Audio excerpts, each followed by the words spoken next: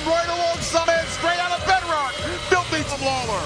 Yabba dabba do, minute, Joe. You wish you had that in Jurassic Drift. Well, but listen, all joking aside, tonight it's Halloween season, and we've got a big bag of tricks, treats, and tough fights. Because tonight, the biggest monster in all of the land, the big kaiju Shoko Nakajima, defends the women's featherweight title against HIMAWARI. It's going to be monster against Sunflower Fury. And we're going to be throwing particles, and we're going to be throwing fists. It's going to be Matt Riddle and Alex Hammerstone, one-on-one. Hammerstone, he had a guaranteed title shot lined up against Riddle. Riddle's no longer the world champion, and the hatred in the eyes of Alex Hammerstone continues to rise as he looks for payback.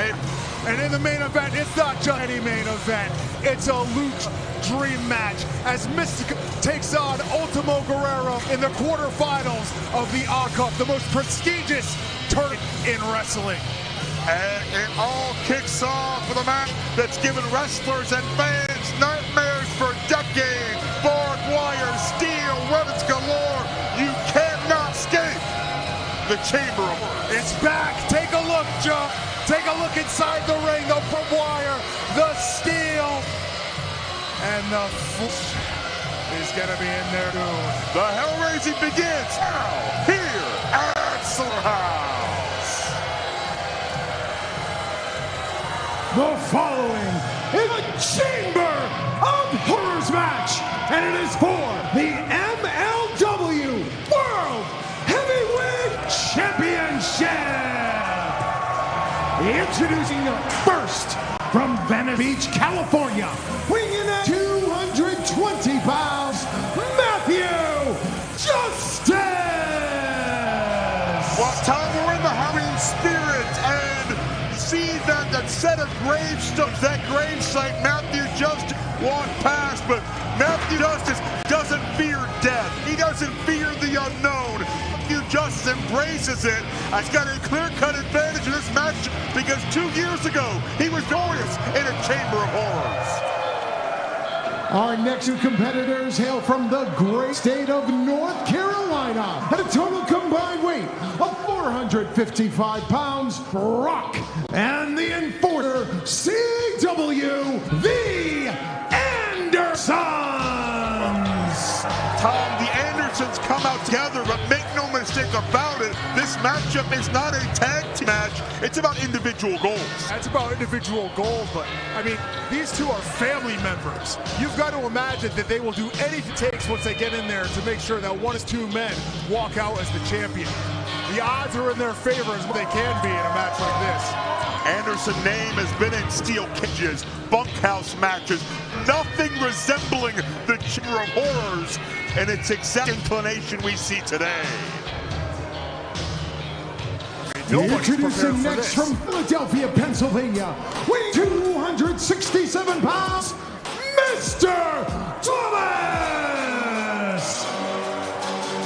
We have seen an increased intensity in the eyes and the body language of Mr. Thomas, and whether it's Battle Riot, the Gravity Game, Scramble 6, you can name whatever match type it is, Mr. Thomas finds a way to leave that match talking about him. Yeah, and it's tonight going to be the night that Mr. Thomas turns the corner. It's going to be the big win, the signature win that Mr. Thomas has been looking for all career. Los Angeles, California, weighing in at 260 pounds, the masterpiece, Chris Adonis. Well, I don't see him on the run sheet, Joe. We talked about surprises, we talked mystery entrants, and this is certainly a wild card. Someone who is time-tested in big match situations, a champion where he has been. What does it look like to be a specimen like Chris Adonis in an environment that could carve that body apart? Yeah, a physical specimen like Chris Adonis, and then have a marvel of technology like this Chamber of Horrors that we're looking at. A specimen in and of itself. And representing Contra Unit, standing 7 feet tall, he is current, reigning, and defending MLW champion, the Black Hand of Contra, Mads Krule Krugger. Krugger not coming empty-handed. Not only does he have his newly won MLW World title, but I see in his left hand that heavy, thick war club that Krugger has used to end careers and change lives in the course of his MLW career. Somebody's life is going to be changed at the end of this match, that's for certain, Joe. All of these men looking daunting at this near 7-foot atrocity who looks to really build MLW with his image, but Matthew Justice has never been afraid of Krugger, and everybody has urgency. They realize they let Krugger have a hostile takeover of this match, of this company, of this title. There'll be no looking back ever. Yeah, Matt Justice has never been accused of being Mensa-level genius, but he started off the match with a smart move there. Go right after the champion. Oh, well, Adonis looking for full Nelson. Although it didn't pay off yet. Krule. Yeah, Krule. Ruling the ring. It's one thing for Chris Adonis to manhandle or overpower somebody not quite his size. Krugger is just so overwhelmed. And geez, two Andersons. The cost of one, and Thomas counters into a Hurricane. Tom, you can see the wounds on Mads Krule Krugger already. I understand there's been more than one physical altercation of going after Krugger. I know everyone in this match wanted to send a message. I know Jack and Dyer, the skyscrapers, how the hunt for Krugger. Oh, he just sent a message to Mr. Thomas, putting him through the table, the choke slip. Oh! It has been a war zone in the locker room all day long. Message after message. And keep in mind, Tom, the way you win this matchup, have to oh, Lord, you do stuff like that. But Krugger standing, God's sakes, and punches through the chair. Gonna say you have to fasten one of the opponents to the chair, pull the fatal lever to end this match. But easier said than done. Yeah. Oh, there's a good stick by the Andersons there. CW going low. A veteran move. And you mentioned that blood on top of Krule that CW's targeting right now. Be careful what you wish for, Joe. Krule wanted this championship, and now he's that target directly, well, on his forehead. Mr. Thomas from the heavens! 270 pounds!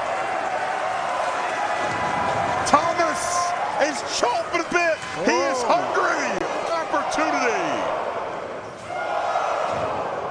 The best put together men you're ever going to see in a pro wrestling ring right here. Showing up, showing down. Oh, nice takedown. Chris Adonis about 6'4", 5 in his own right. Justice is leading. Big surprise. Yeah, and it's going to get a whole lot uglier before it gets better. And take away the agility of the human embodiment of Thrash. But Mr. Thomas. Oh, and they're up within that barbed wire. Oh yeah, the barbed wire on the perimeter to keep everybody in and everybody out. Oh! Oh! Justice falls from what's gonna be 12 to 15 feet. Thomas landed in the back of his head.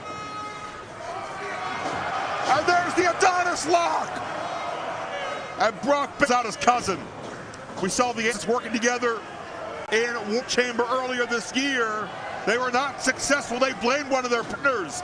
Perhaps they can work together to dominate the field, but then who's the W? Well, as long as it's CW, I think one of those two are going to be happy. Oh, look at the blood on the table. My God. Think of the men who have been in Chamber of Horrors in the past, not just the likes of Justice, but Mance Warner, Abdul the Butcher, Mick Foley. So many others whose lives changed forever. See Doug firing away with that Anderson left. Yeah, he's trying to change Krule's forever there with that punch. Adonis again on Thomas. This has been the pet move of Adonis for some 20 years. and trying to maneuver Thomas into the chair. That's step one, but Thomas... Smart tactical, everybody else is tough. What's Justice doing? Oh! Well, just sees an opportunity. Thomas couldn't protect himself. Justice, like a human projectile, exploding across the ring, and now Krugger, with blood adorning the top of his skull, down with a splash to Brock Anderson. You never really thought about what would happen if Contra and the Andersons fought, but when the world title's at stake, you see anyone and everyone trying to make a statement. Oh, but Brock may pay for it. You ever wonder what a fried Anderson smells like, tastes like? And oh no! CW bails out Brock and throws a chair. Keep in mind, CW, one of the original Extreme Horsemen. Oh no, CW! On the lever! Krugger throws the lever! Anderson is in the chair. It's heated up. CW Anderson. And this matchup is over as Anderson compromised to a permanent solution. Here is winner and still MLW World Heavyweight Champion, Mads Krule. You can smell burning flesh in the air. You can see the after effects of what Krugger did. Put C.W. Anderson in that chair. With that, Contra maintains their stranglehold on the MLW World title. It was Krugger's world. It was Krugger's environment. And it's Krugger standing tall, still champion.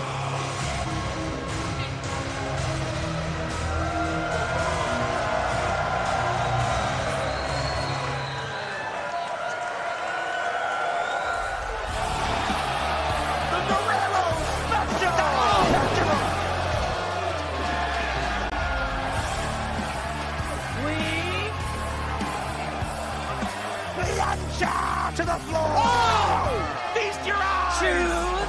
It's a cozy cutter! There's nowhere to land! Lightning! This is MLW, and we are choosing violence!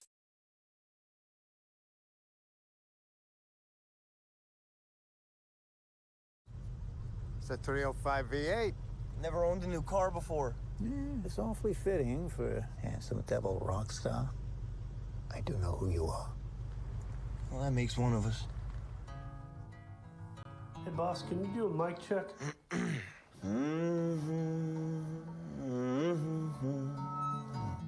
How's that sound? Looks about right. Don't need to be perfect. I want it to feel like I'm in the room by myself. Yeah. Let's try one. Here's what I want you to understand.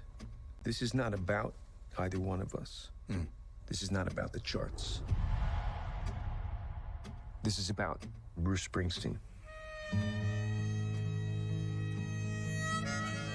And these are the songs that he wants to work on right now. I saw her standing on the front lawn, just a twirling her baton. I'm gonna tell you a little story. When Bruce was little, he had a hole in the floor of his bedroom. Me and her for The floor that's supposed to be solid, that you're supposed to be able to stand on. Bruce, he didn't have that.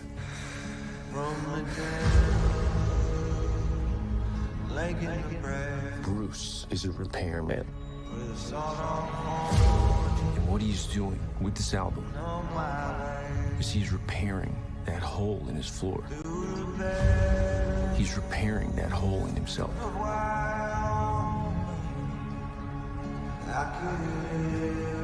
And once he's done that,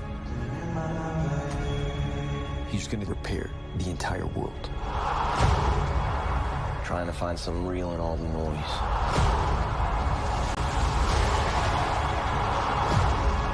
You always do.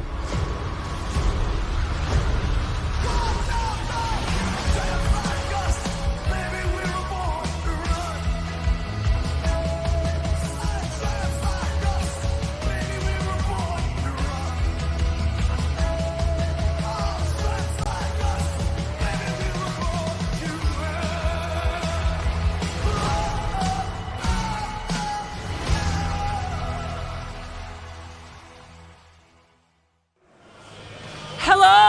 creeps and freaks, welcome.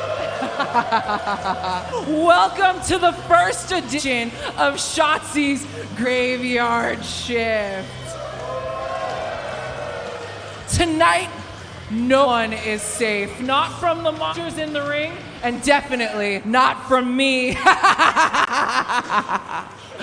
Speaking of monsters, please welcome two men with a growing body count. The skyscraping nightmares who run the MLW Tag Division.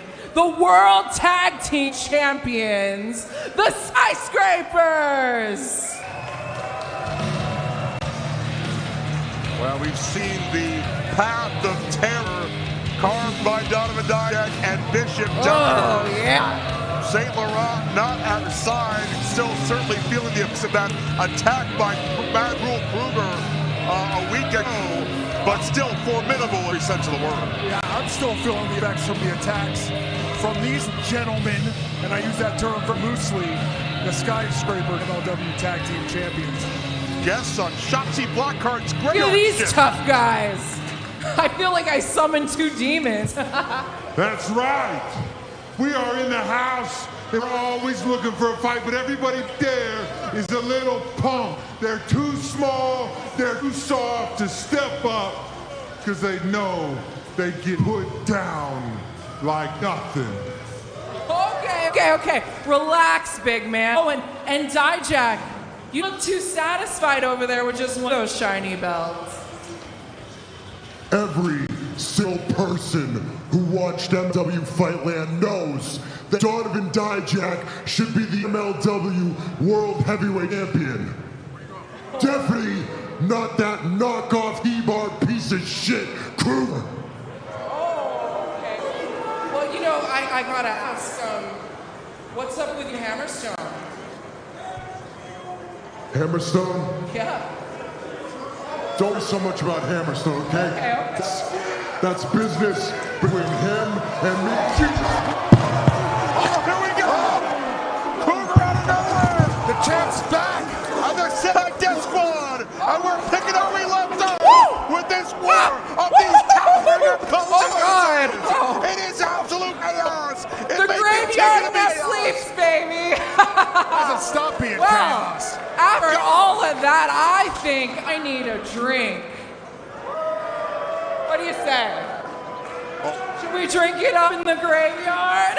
I know the person for that job. Yeah! Here? Woohoo! The legend! nearby. The man! The legend himself. The mask! Don Gatto! We've seen Don Gatto make a major appearance on Major League Wrestling in more ways than one. The Agave artist with his What I'm talking about. for Shotzi. I think the legend has a few words, right? A toast to Slaughterhouse and the Graveyard Shift. Agave artist. Yeah. You got to say to the people?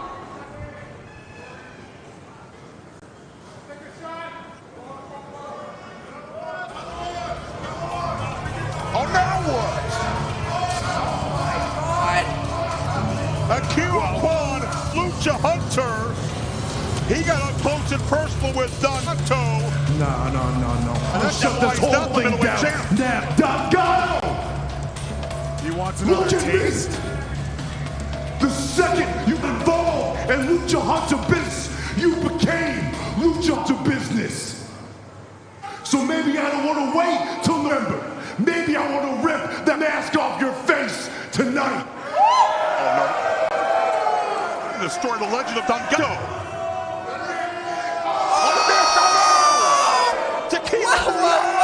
Juan was ready with that mist. Don Gatto was a step ahead.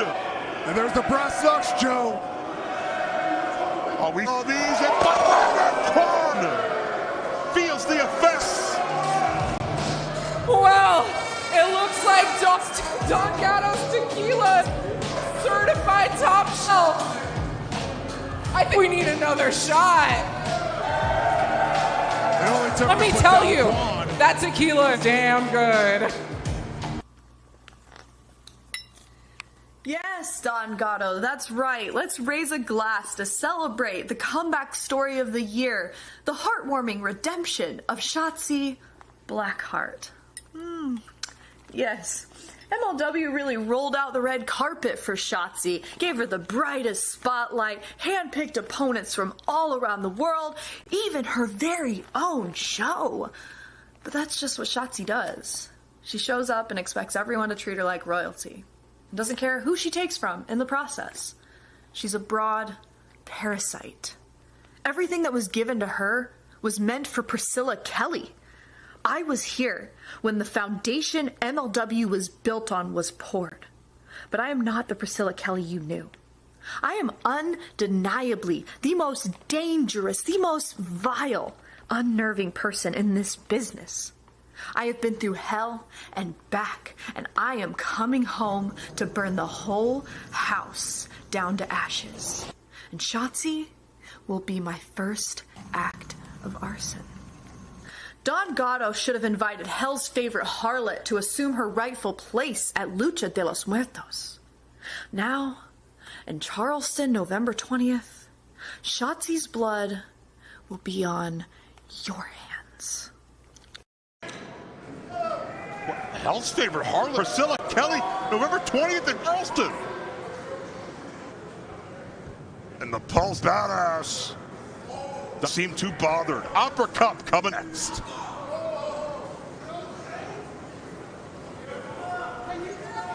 The opening round of the 2025 Opera Cup delivered unforgettable battles and set the stage for a high-stakes quarterfinal round tonight at Slaughterhouse.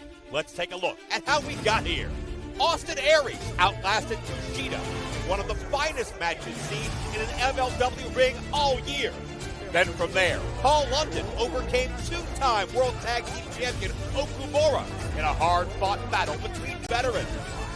The legendary Satoshi Kojima followed, using his trademark lariat to put away Bobby Fish and punch his ticket to the quarterfinals.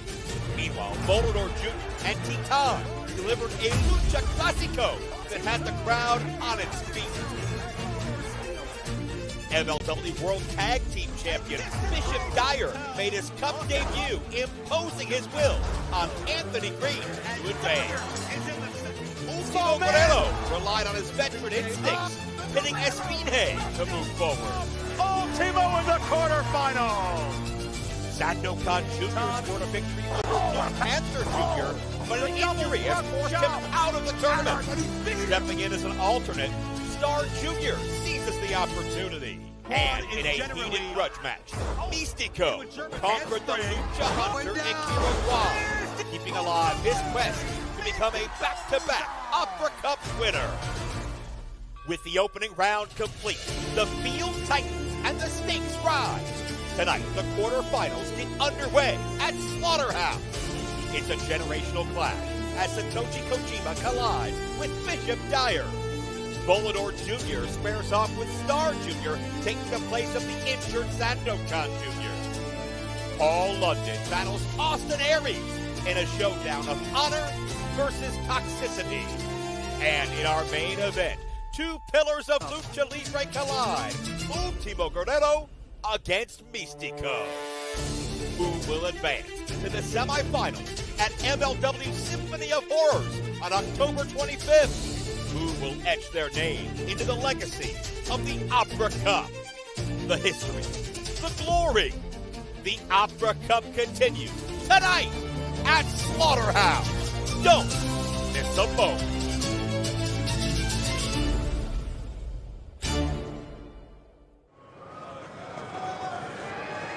¿Qué onda, raza? Eso es lo que me encanta. Pero aquí en la noche es un orgullo presentarles a ustedes al comentarista del Consejo Mundial de Lucha Libre, el conductor del notificario, informa, con más de 11 años de experiencia, 595 millones. Damas y caballeros, él es Julio César Riddle.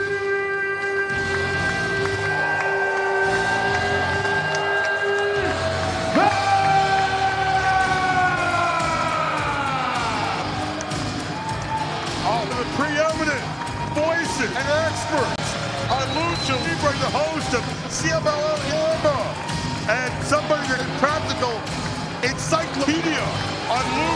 Libre, the great Julio Cesar Barro, one of the voices of CMLL, here to preside over this match. Señoras y señores, bienvenidos a este gran evento. Hoy tendremos una batalla ya eliminatoria en esta cuarta eliminatoria, cuartos de final, con sabor totalmente mexicano, con ese estilo de la lucha mexicana, orgullosamente del Consejo Mundial de Lucha Libre.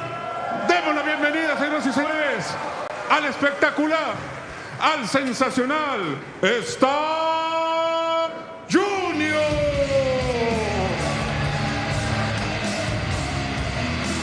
Well, Star Junior was not originally part of the Alpha Cup field of 16. Una de las principales figuras de nuestro país.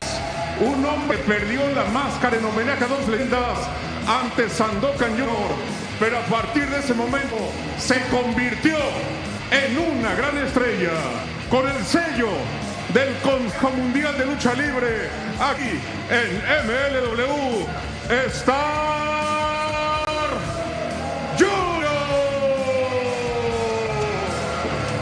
Star Junior replacing Sandokan Jr. as part of a young Phantasma, further injured his knee at Fury Road last week, and now the Alpha Cup field can say, I ain't up for no ghosts, because he's out of the bracket. Star Junior in. Here's the thing, Tom. Back in the month of batalla, en esta cuarta final, señoras y señores, ni menos, su rival, un hombre que es una institución, el Consejo Mundial de Lucha Libre. Él es Volador Junior, que no llega solo, Volador llega con sus depredadores, Rugido y Magnus. That is not yours to hoist. Los depredadores del Consejo Mundial de Lucha Libre. Volador, depredador, señoras y señores. Y juntos son los depredadores. Volador Jr. is the leader of the estrellas a nivel internacional. And we've seen the other two members of that group, that's Rugido and Magnus on the left and right respectively. They already captured once upon a time MLW World Tag Team Championship. A una sola caída, señoras y señores, en ese cuarto de final de la Hora Cup.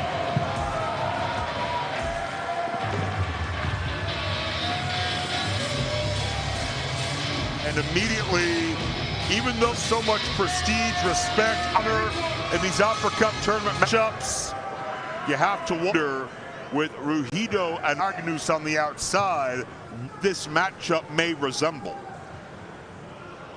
Yeah, usually we see one-on-one contests in Alpha Cup. I'm not quite sure what Los Depredadores are doing out here, but they need to stay out of the action. Well, the thought I was going to finish a moment ago is that Star Jr. back in the month of March lost his mask in a mask match in an arena Mexico, and his opponent that took the mask was Zenkan Jr. So a bit of karma here, a twist of fate, if you will, to see Star Jr. now replacing Sandokan in the Alpha Cup brackets. I heard that Star Jr.'s fan actually requested he put the mask back on. I'm not sure if that's true. For those that don't know, in Lucha Libre, I'll let chance speak for itself. But it is customary to feel shame and to disrespect or dishonor to your family to lose that mask, but it's also considered disrespectful to put the mask back on after you've given your word wager it. That pride and honor is important in lucha culture, but there are those like Volador Jr. that can't stub their nose at it. You're as talented as Volador Jr. as you can snub your nose at virtually anything anybody tells you. Yeah. Sky Hunter Volador, a 27-year veteran. Jr. step up and he had us nicely done. And no behind! Star Jr. Tope Guerrero!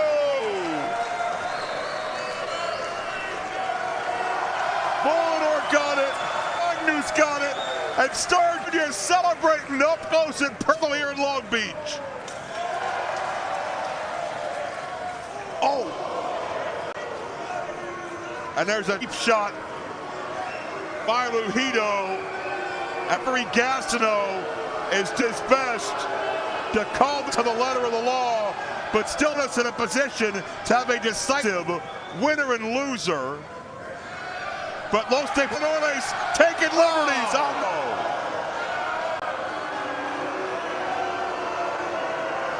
Well, it's clear we're happy with just the World Tag titles. They want the 140-year history of the Ibra Cup on their mantelpiece as well.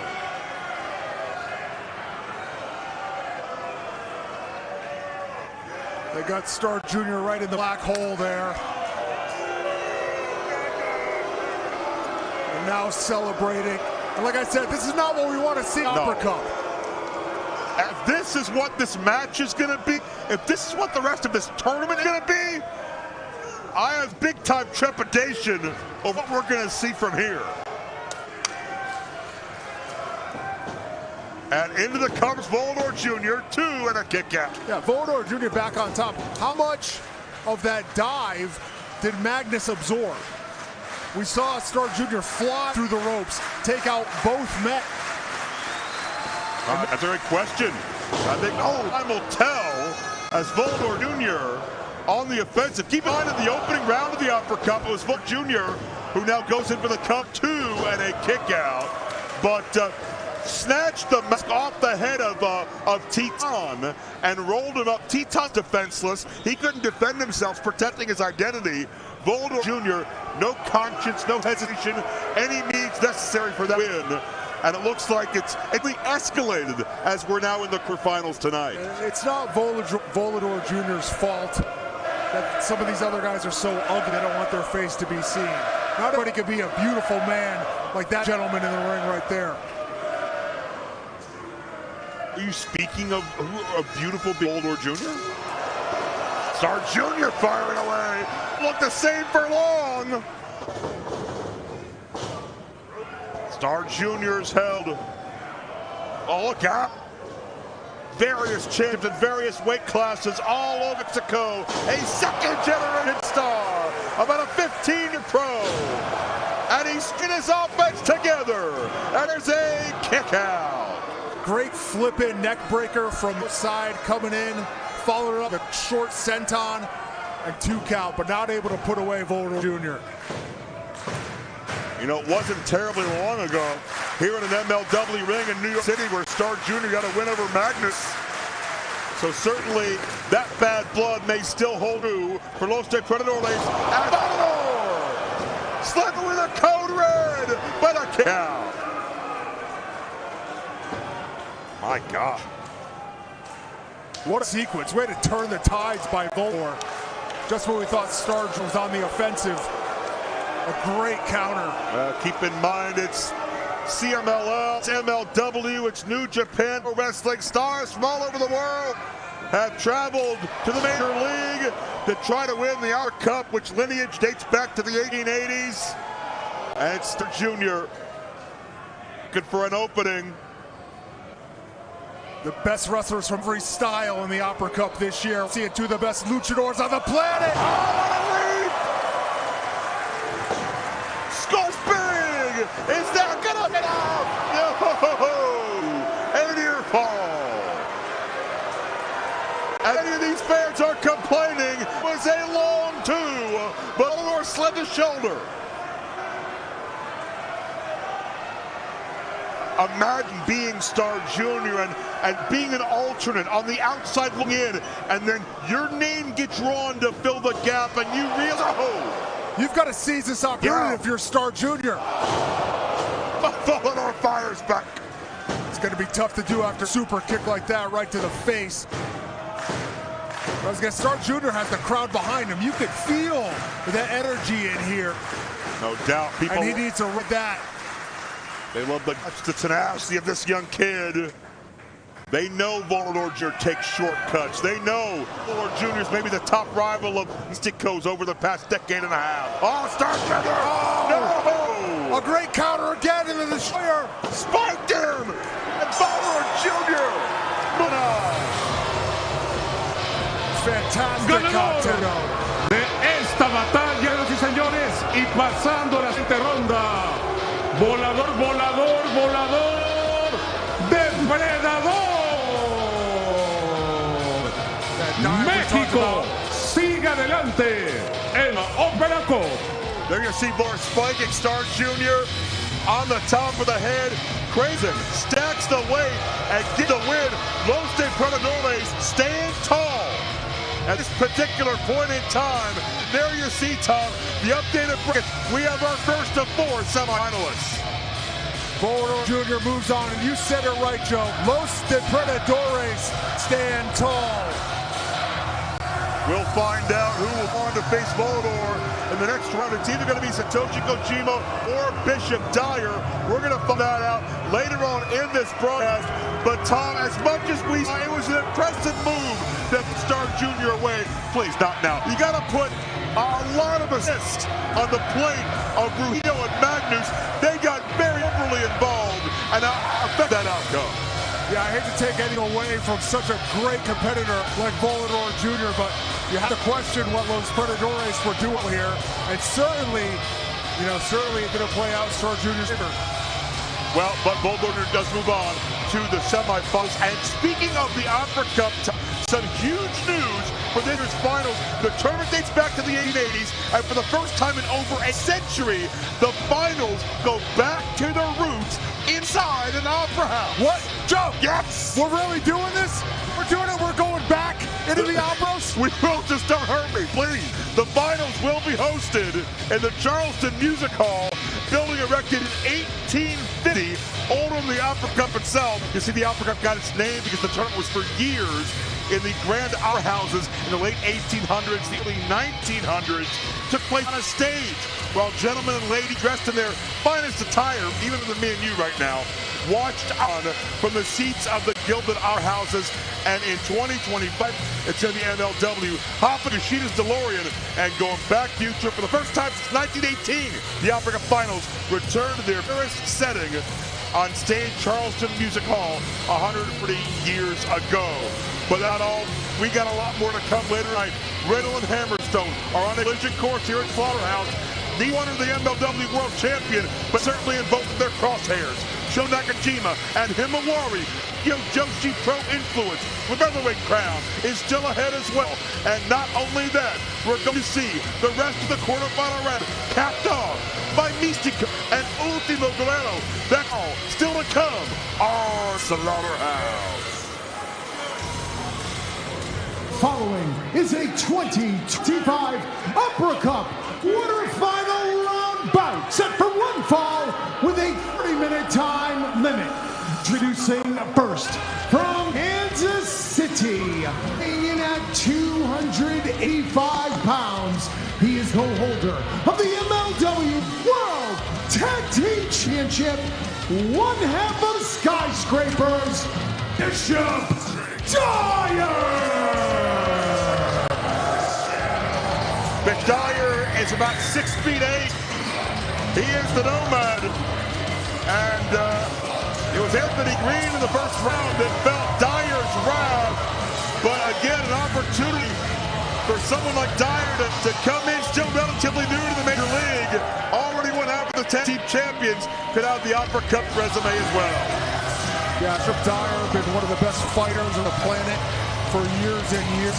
But tonight, he's facing a man that many think the best fighter that we've had in MLW history, and that is the former champ, Satoshi Kojima. And it's hard to argue that point, but this man, one of the top 5 in the world in IBJJF, a 2-time amateur, Kansas and Missouri Golden Gloves Riddle champion. Whether it's pro wrestling, boxing, jiu-jitsu, Dyer has diversified his game, and he's more dangerous than he's ever been. He's diversified his portfolio as well with that goal. And his opponent, coming to the ring by Shigeo Gamora from Kotobu, Tokyo, Japan, weighing in at 238 pounds, Slaughterhouse. Shotzi Kojima. Where do you start on what Shotzi Kojima has meant to MLW? The multiple-time world champion, the multiple-time world tag champion, the man who broke records and broke territorial boundaries to make those bona fide world championships across this globe. Bobby Fish felt the wrath of Kojima in the opening round. The uppercut is the one goal Kojima's had in MLW he hasn't touched.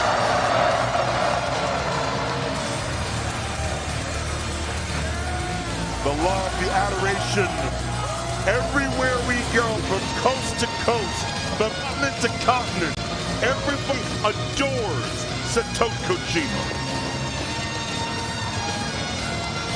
You think about what this man has done in MW, but you also have to think about what he has done across the world, what he's meant for Major League Wrestling, but also what he has meant for wrestling itself. We're true legends of the game, a champion everywhere he has ever been, but still that opera eludes him.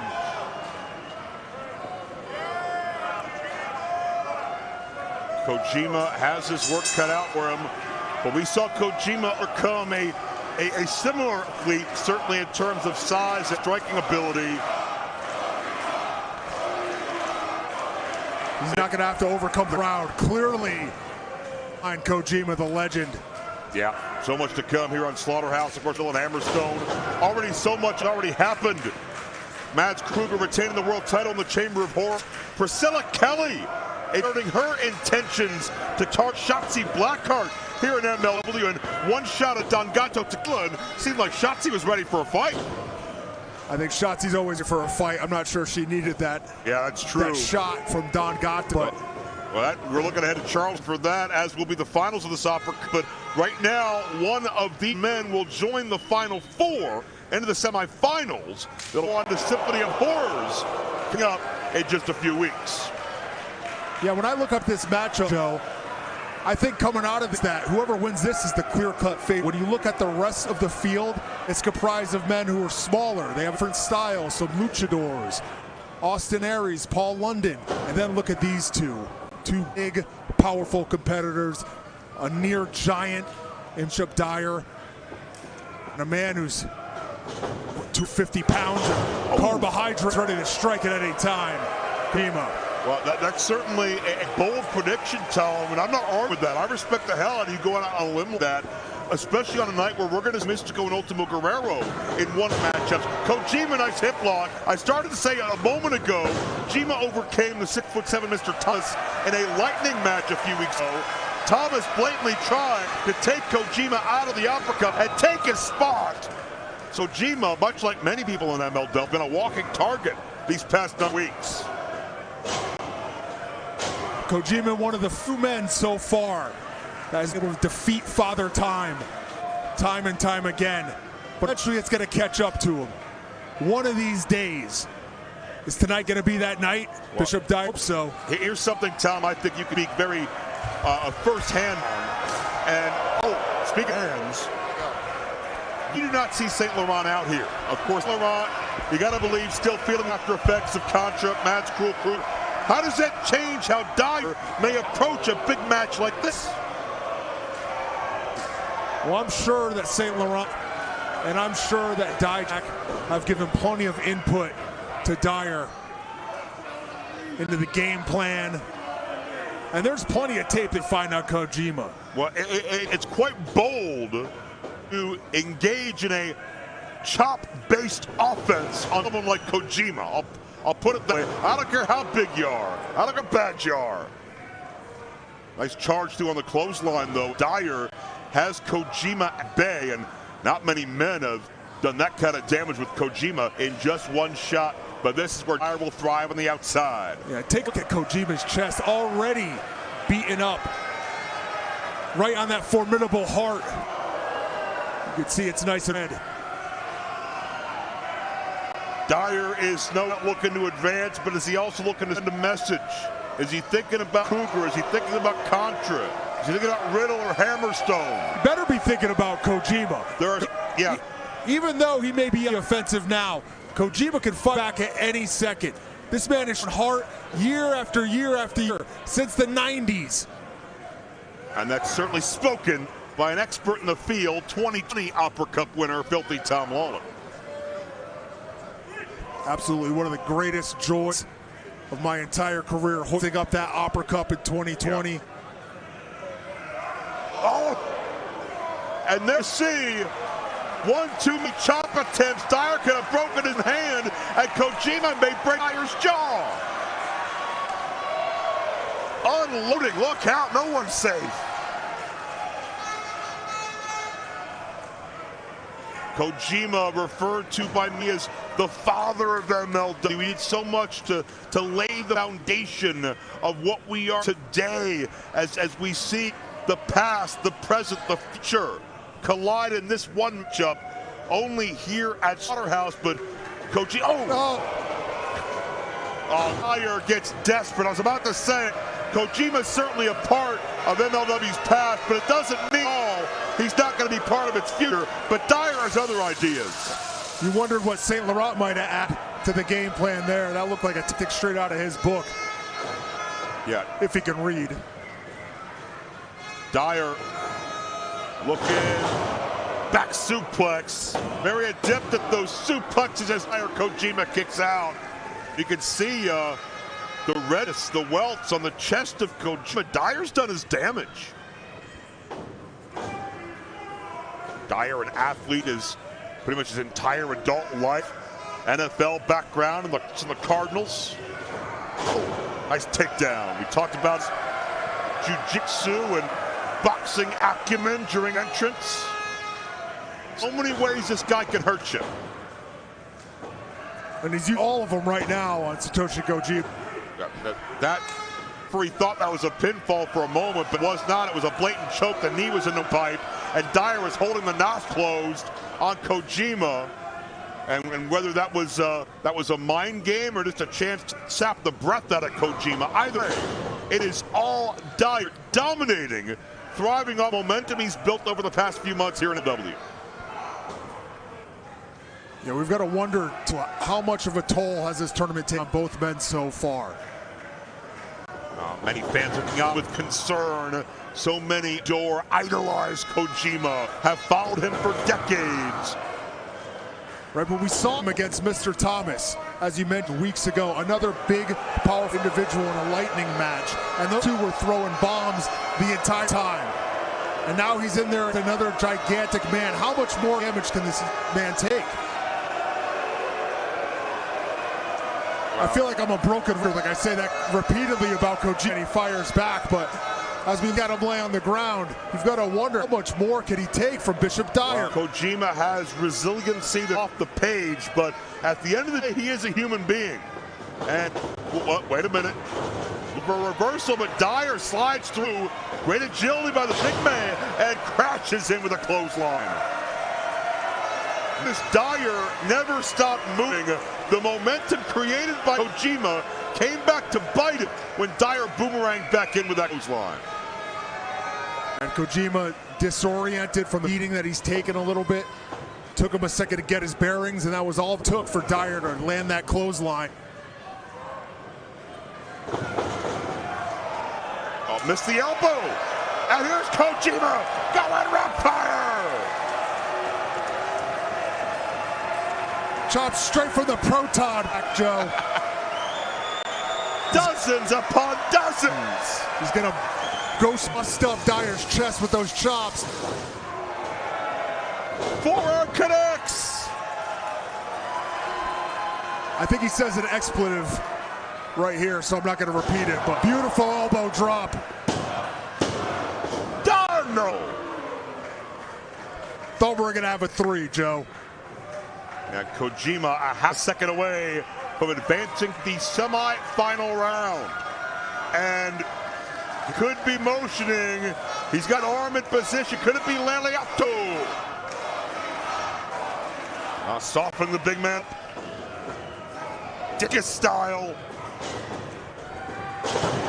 Nice DT. I can tell you from experience, that DDT almost knocked me clear unconscious every time he hit it on me, which was far too many times not to admit, but yeah, great snap as he drives Bishop Dyer. All that. So wait, looking for the cozy cutter. But Dyer plants his feet, keeps stance firm. Nowhere for Kojima to go in that instance. Oh boy. What a counter! Valley Driver.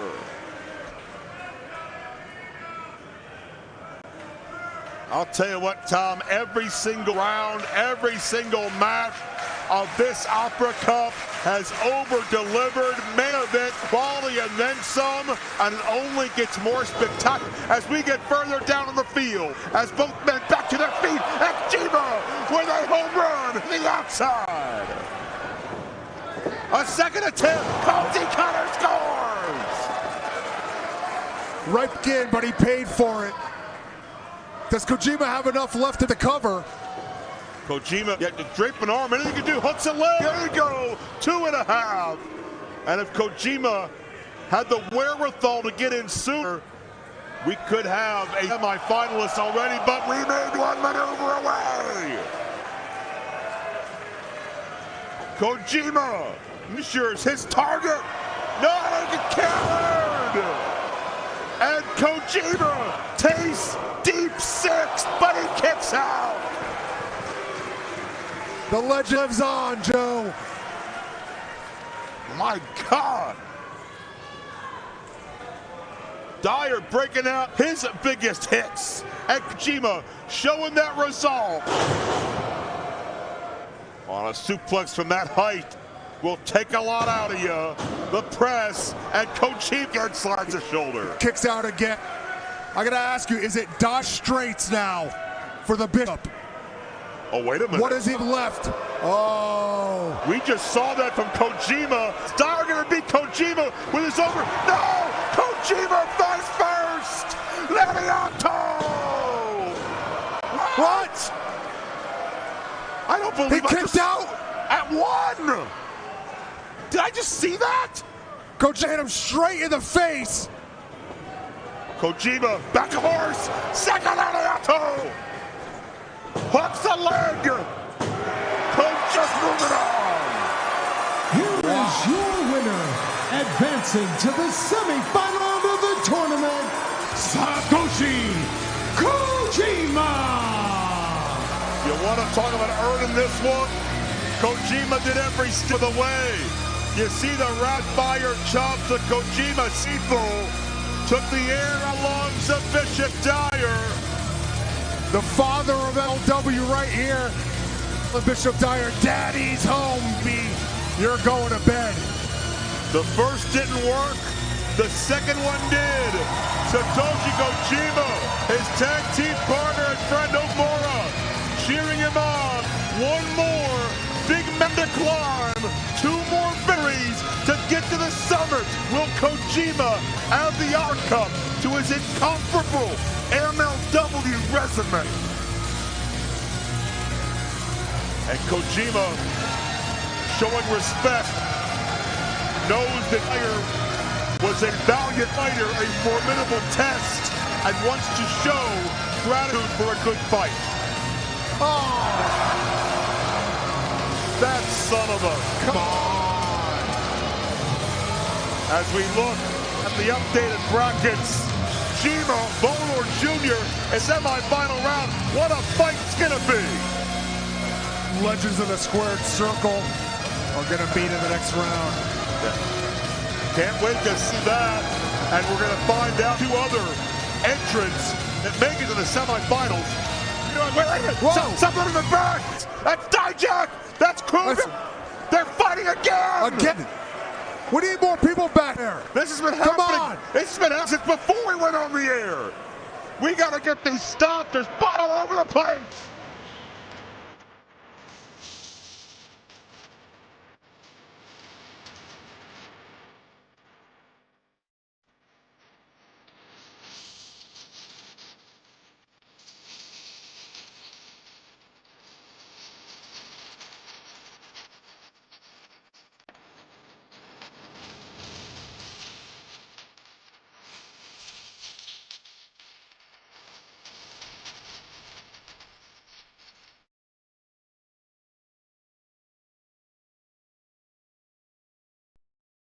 Gentlemen, please welcome Paul Hauser!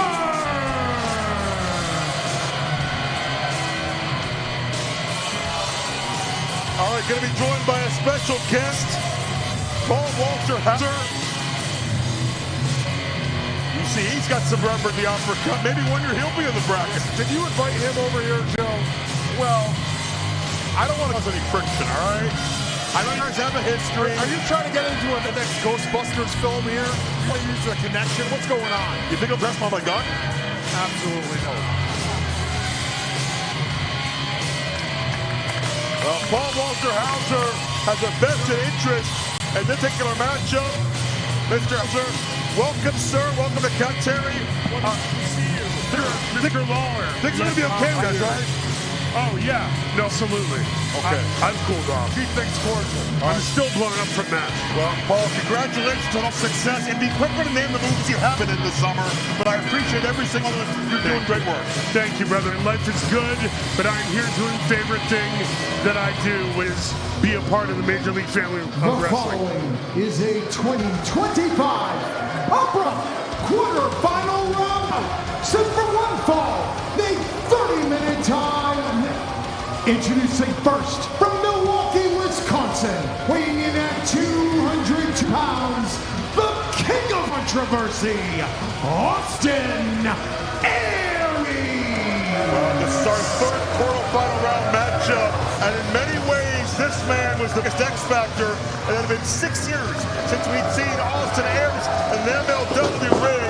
That matchup with Kushida, Joe Steeler, whatever you want to say about it, Austin Aries, he hasn't just lost a step, gained a couple.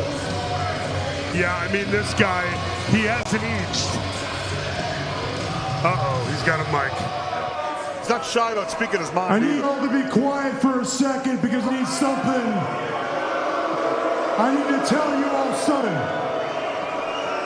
Now, this is going to go over a lot of your heads, which is ironic because a lot of you think you're pretty smart. You think you know what pro wrestling is. You read it on the internet. You subscribe to the newsletter. You know all the insider terms. Oh, pro wrestling, it's not real. It's fake. It's a work. Oh, really? Do you people really know what's going on in here? Do you really know what's going on in the world? Or have you all been fooled? Fool says what? I thought so.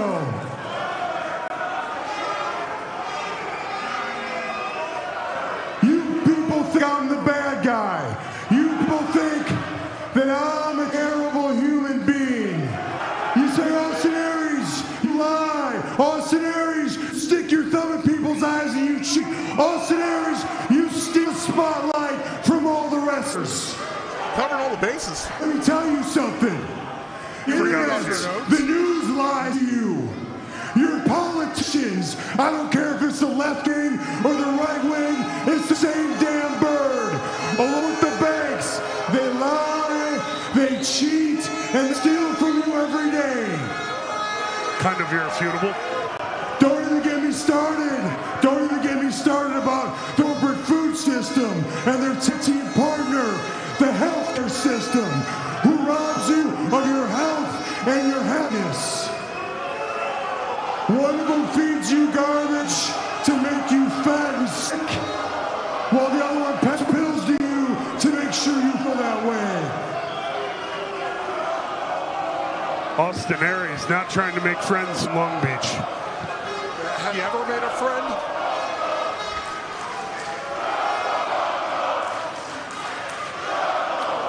Some choice words from the crowd. The truth hurts, doesn't it? Don't like it. If you people were half smart as you think you are, you cheering for me. You need to ask yourself this question. If I've been painted the bad guy in a world full of truly evil people, maybe I'm the good guy. Maybe you've been fooled for cheering the people who prey on you while villainizing the only man who's trying to to save you. So you should cheer for me to be Paul London. You should cheer for me to win the Opera Cup because I'm the only one here who gives a damn about any of you. Even when you don't give a damn about yourselves. Wow. Wants to save on. Looks like he saved some money on that haircut. And his opponent from Austin, Texas, weighing in at 210 pounds, the Trumpet Traveler, Paul London. Well, I'd say Austin done a great job in both the entire United States economy and society to justify his crappy actions. But Paul London doesn't care about any of that. Paul London cares about what happens between the ropes. Paul London is fierce. And after that win over O'Mora, Paul London is poised to potentially move past the quarterfinals if he can overcome some Aries. Yeah, buddy, I hate to show partiality here. I know I'm from the crew, but got to give it up to buddy Paul London. Well, we got nothing less from you. Buddies. Paul London, certainly a razor-sharp focus on this matchup. And Mr. Hauser, you know, I know, we've been around Paul a number of years. He has a complex mind. He doesn't think quite the way a lot of others do. And when Paul London gets into a certain zone, it seems like sometimes a different system can come out. And many say we saw it against O'Mora. Yeah, and Paul London is a complex guy. You know, I think he started his career being this new kid on the block. He made a big splash in mobile companies. And now he's entering a new phase in his life. This is kind of that other act. And I'd say he's been really impressive, honestly. I mean, he's still in the uppercut. And I like the way you did that other act because, you know, a lot of times in wrestling, we're our own worst critics, right? And it's just like the matches with Naon and perhaps maybe the way Paul London defeated Okamura. Sure. It feels to me like maybe Paul is inside his own head. How do you feel about that? You know what? Only Paul knows what Paul is thinking. Which I know sounds as confusing as I worded it, but it's also just as confusing to him. I think Paul London is in an interesting place right now. I think there is some desperation when you're in a tournament like this. Yeah. So I wouldn't do the same. It is honor versus toxicity in this matchup, and I give credit to Austin Aries being an exemplary athlete. In Kushida, their opening round matchup received the best bout bonus for the evening. Tremendous. On a night where Riddle and Hammerstone is still to come tonight. So much action here at Slaughterhouse. But I'm looking forward to this one. Watching these men put their names for the past 25 years. And Aries may have destroyed them just in that pre-match interview. I think Paul London definitely has the home court advantage, so to speak. This crowd is way over London, a long-time California resident. Austin Aries. He loves renting space in people's minds, though. Yeah, he sure does. And he's good at getting in there, to be honest. Aries is somebody who always speaks his mind, doesn't care who he offends, calls himself the king of controversy. And a lot of times, when you step into a fight, when you're angry, you make mistakes. Is that a big part of Austin's game plan? Well, no, Austin Aries is not in there without a game plan. He himself is not angry. Anything that he could do to get under the skin of the other competitors usually plays his favor. But that's not going to happen, guy like Paul London. You know, two masters of the craft, been in there for decades. They really are, man. And London feeling himself right now, getting that confidence back, which is what he needs. Yeah. London has so much passion for this sport, lives it, eats it, breathes it. And I can only imagine the weight that would be off his shoulders if he becomes the uppercut champion. As London and Aries started some cheap shots, and London said, "I eat meat," and that's what got Aries upset to kick him. That's hilarious. Tom, you've been in this tournament before. You have made waves, MLW, that I have not. What is going into a match like this meant to these guys? Well, Paul, not only have I been in this tournament, I was the winner of the 2020 Opera Cup. When you go deeper and deeper into the tournament, you have to think, have to think one step at a time. You can't be thinking ahead. You can't be thinking what you've done so far. You can't rest on your laurels, and you have to take this. You have to be present in every single moment, just like these two men are. Yep. Nice takedown by Palmden. Former multiple-time champion everywhere he's been. A man that helped innovate the wrestling style we see today.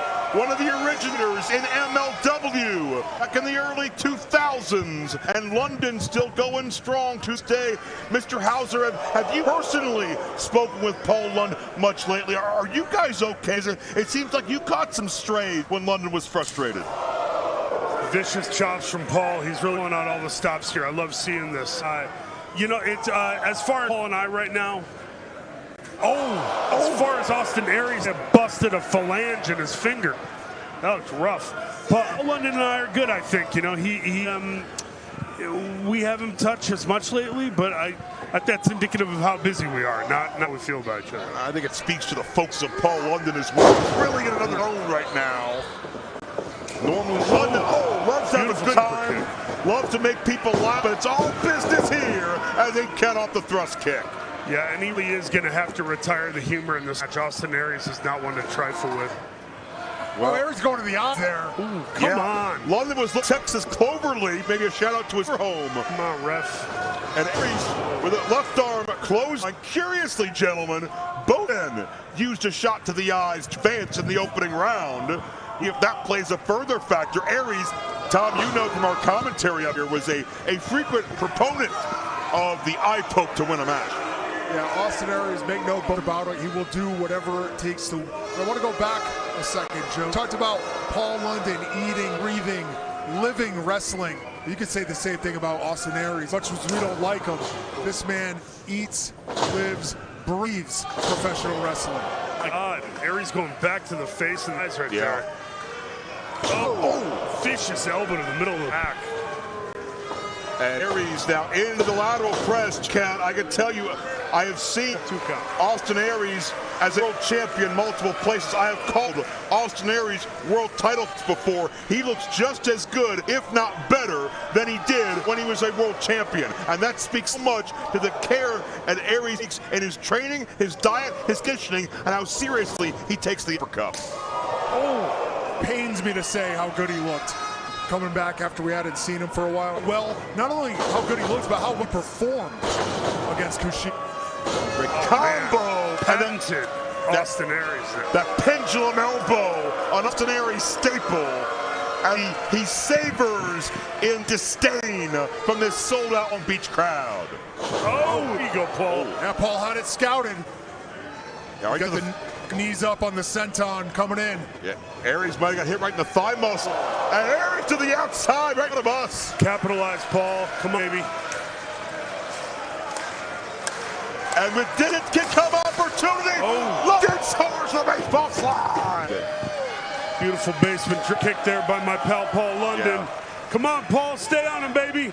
No hesitation, no doubt here. It's Paul London in the moment. Ready for maybe the biggest win of his LW career.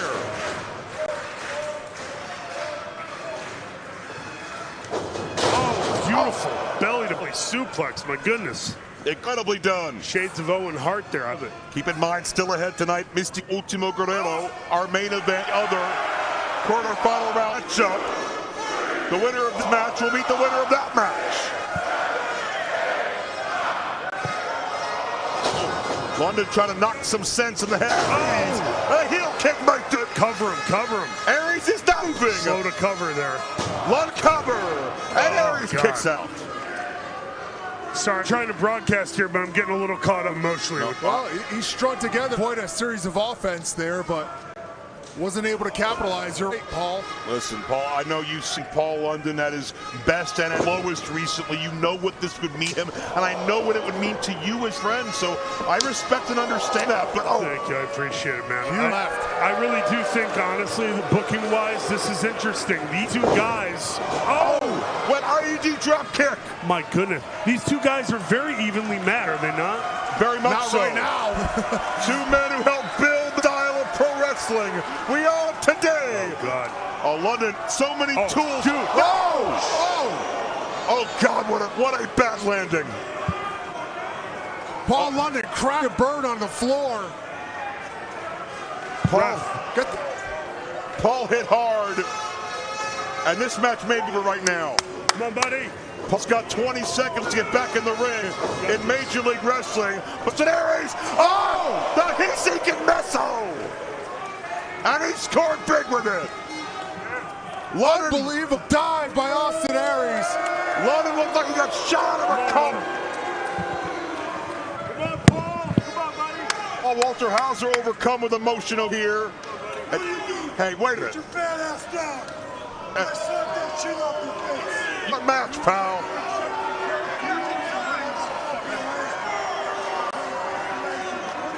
Hey. Oh, and London to his feet. Austin Aries. Oh.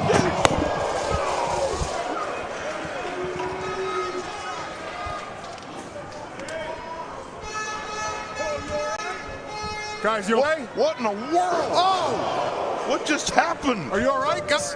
Joe, are you okay? I'm trying. I think I'm okay, but... Oh, Paul is not okay. Austin Aries drop kick in the corner. Where the hell did that come from? Aries looking brainbuster. Oh, dump him on his head. And Aries moves on. Here is your winner, advancing to the semi-final of the tournament, Austin Aries. Well, Paul Walter had wanted to watch story unfold. Unfortunately, he became the story because Austin Aries running his mouth, and it was the brain buster that did the job to end things. And Austin Aries is the first name his side of the bracket to be in the semifinals. We'll down if it's Mistico or Ultimo. You all right, Joe? Later time. I don't know if I am. Hauser got knocked right into me. My arm hurts, but... And now... Why does he keep getting it off? Why was he out here? That's his Tom. He just wants trying to get the spotlight on himself. It's not what he's doing. Stood up here at the table. What does he do? Paul needs some positive reinforcement now. He's been hard on himself. He's been down on himself. He's been questioning himself. He wants to prove still got it. Paul could have had this won if not for Austin pulling that BS he pulled out here. What did Austin Aries didn't do anything illegal that I saw? Well, illegal won the issue. Easy, Paul London. Paul London's temper getting the best is again that crushing disappointment of realizing you worked so hard, you trained so hard, but you came up short. Is it his temper, or is he coming to the realization that Paul Walter Hauser did for himself? Hey, Paul, I don't want to do this here, but I will. I wanted to, if you would stay here for me, I wanted to say I'm sorry. I wanted to apologize. I'm sorry that I'm not Big Kidman or Funaki or Brian Kendrick. Wait a minute. And I'm sorry that you're at MLW Slaughterhouse and this isn't back in the day at Velocity or SummerSlam. But you know what? You were my trainer. I was your student. We were tag team partners, and forgive me because I thought we were having a lot of fun. But if you want to pie face me in front of Long Beach and you don't want to answer my text messages and you want to shit, yeah, I talked to Matthew Justice. I know why I wasn't in that War Chamber match. Oh, it was Court Bauer's idea. Court Bauer thought that maybe... Enough, dude. I know that you suggested Justice instead of me. I know that you did. So you want to settle this, you can settle it, or we'll just go our separate ways.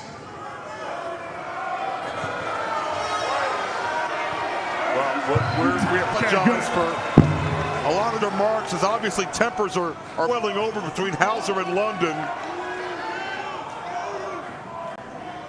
These guys are tight as could be, but obviously the pressures of their position is causing this leanness to come out. Yeah. I hope London and Hauser can find a way to reconcile, because this is not the way we want to see this relationship turn out. I'm sorry, Paul.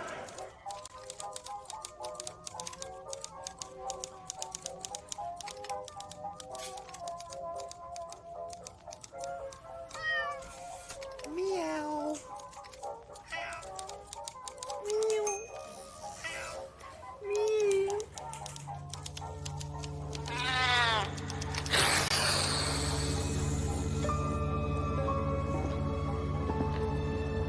Oh, I'm sorry, I was just being hissy.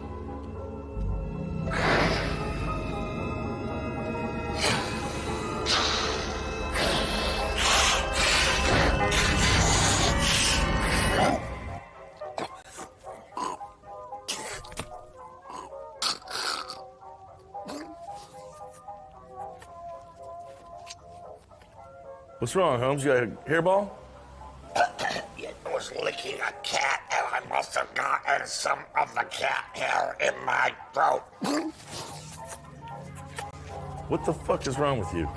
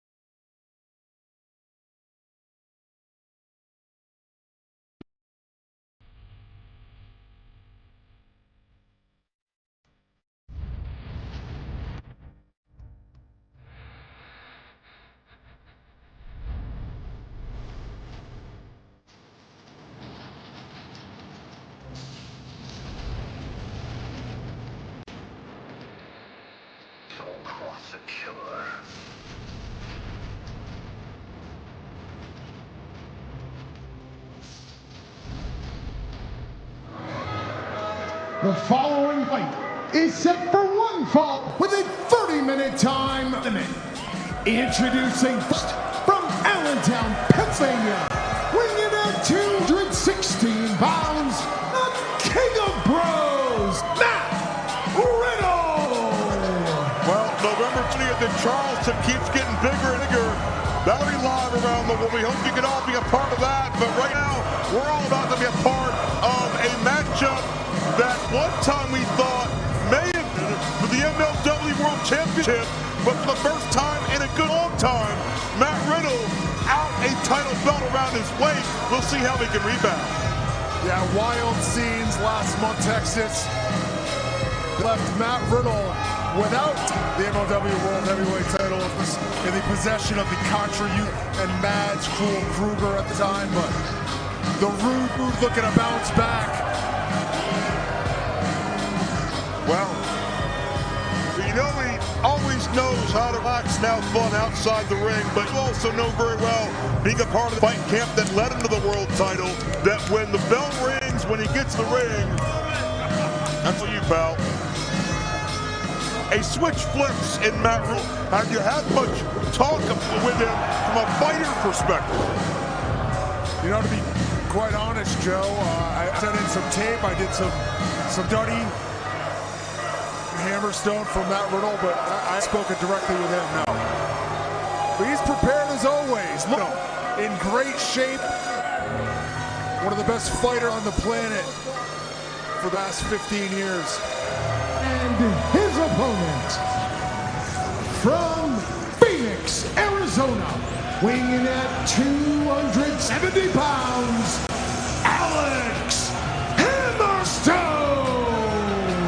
Well, we heard a month ago before the Texas Death Match, MJF, Maxwell Jacob Friedman, told Hammerstone, the best big man in pro wrestling today, that the hatred of Hammer makes his MJF's heart melt. Max told Hammer, embrace the hate. Hammer realized he got very, very far by wrestling the thing he loves more than anything.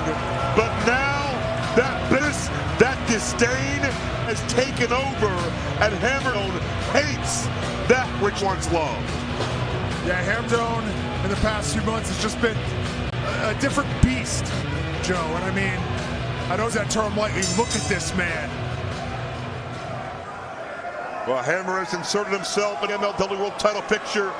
Saw him attack Krugger a couple of times over the past few weeks. And keep in mind, MLWGo.com and Ticketmaster is how you can be part on November 20th in Charleston, South Carolina. Tickets as low as $15. And between the video we just saw of Priscilla Kelly earlier, my God, it just keeps the stakes rising. And we know, of course, the Opera Cup finals are that night.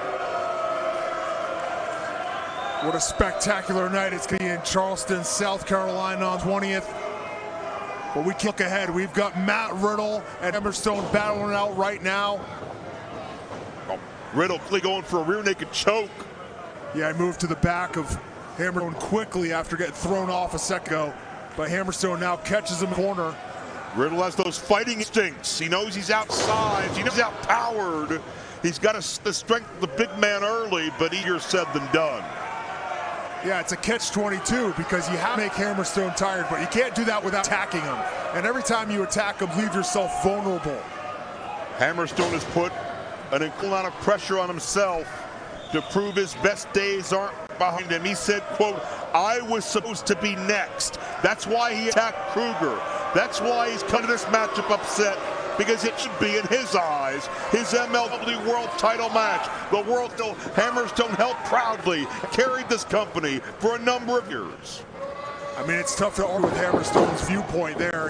He had a great performance against Matt Justice last month as well. Hammerstone on a roll. And Riddle fighting back. Riddle's striking game as always second to none. Hammer absorbs the blows and a full extension of the leg and the bicycle knee. Hammerstone to E as connects again with that bone to his knee. Oh no. Hammerstone, hate is a hell motivator. If that's what's driving him, it's paying off. Why look up like nothing? My God. And Riddle, it's an opening, but Hammerstone, a violent yank of that leg, and Riddle's body bounces off the frame of the ring. Oh, watch out. Oh. What a violent collision that was. Alice Hammerstone, the destroyer, has absolutely obliterated Matt Riddle, and he may destroy every single person in this company that wants to claim for the world title he believes it is. Yeah, Joe, we knew this would be a battle between the athleticism of Matt Riddle and power of Hammerstone, and that's right there. Matt Riddle leaps over top, throws one strike, and that's all it took for Hammerstone to grab out of that leg, give it a little yank, and he's Riddle flying. And then capitalize with a power bomb right on the apron. And this transformed Hammerstone, this different Hammerstone, carries more of an air of danger to it, indestructibility to it. And Riddle finding that out hand. Hammer, I agree a lot of what he says to a point. He is one of the best champions of all time. I don't disagree that he deserves a world title match, and he won't have one tonight. Cesar Duran confirmed that, but that's not the way things always work out. There's a new champion now. And to me, Hammer has been consumed by bitterness, by spiteful, by this ugliness. I mean, MJF is successful in this sport, but at what cost? He sold out all of his friends, and he believes in. Is Hammer down that route now? I can't fault the man for wanting to be the champion. That's what it's all about, Joe. That's what Hammer's focused on. He wants to be the very best in the world, and he wants everybody to know that he's the best in the world. And quite frankly, it's hard to argue with him when you look at what he's doing to Matt Riddle right now. Riddle is writhing in pain. And it's very rare we have seen Riddle, who has survived wars with Krugger, who survived Battle Riot 2 years in a row. He survived everything. Survived everything that was thrown at him. But since Hammerstone came back at that most recent Battle Riot, it's like there's been a shadow following Riddle. Explosive suplex. 2 count only. Now, if Hammerstone defeats Riddle tonight, I'm on board. Let's give him a world title match. He's earned it.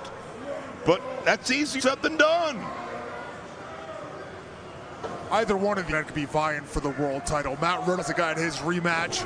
Yeah, certainly not in a one-on-one setting. Hammerstone was set for a world title shot, so I don't know. You can't give him a look. Well, you know, Tom, whoever wins this matchup, they're going to have to deal with the scoring of Donovan Bishop Dyer, because they're still pursuing Krugger. They brawled throughout this week a number of times on and off camera. You get Riddle trying to fight back. Those welts, the bruising on the back of Riddle from the onslaught of Hammerstone. The more you talk about all those battles, Joe, in backstage, out here in front of us, the more I think about the fact that I'm a casualty of all that.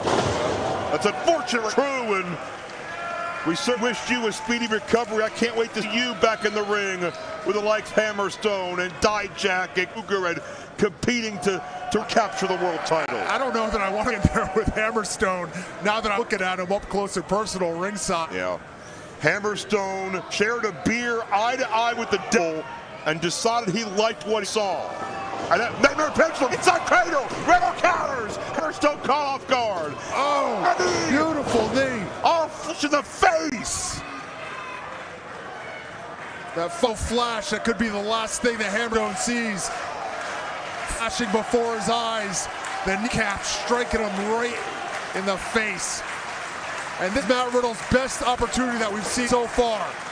Yeah, but when you say opportunity, it's not an opportunity to win, it's just an opportunity to shake the cobwebs, to get to your feet, to have a fighting chance after the damage, the onslaught of Mr. Hammerstone. But all it takes is one strike, Joe, one submission, one move from Matt Riddle, and he can even things up and walk away with the victory.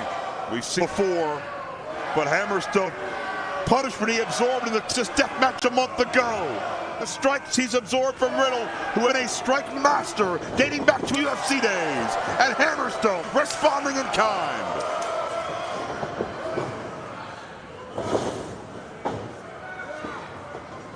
And oh, look out, the knee strike. Hammerstone, his first night back in this company, he won. Matt Riddle retained that world title battle. Hammerstone was #1. He had the longest time, but nobody talked about that. They separated Riddle, and that may have been the impetus for the ugliness we see from Hammer today that has only grown exponentially. Well, that's proof right there. No matter what you do, it's best to be on top. Everybody's going to be talking about you. You're the champ. As 2 men trying to get back there right now. Oh, beautiful floating, bro. Oh, hook a leg at Hammerstone. And he fell right into the pin, Joe. Yeah. I said, it just takes one big kick. And this could be how Hammerstone continues to fight. Can you imagine the frame of mind of Hammerstone if he is not victorious tonight?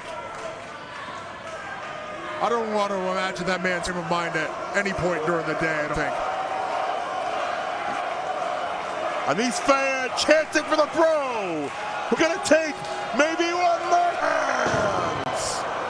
A great adjustment to roll through with momentum. The Hammer just overwhelms. And Riddle is a big man. Hammerstone handling him like a middleweight. Jackknife pin, row hooks, but can't get put away. The former state champion for New York in amateur wrestling gets a quick pin there over Hammerstone.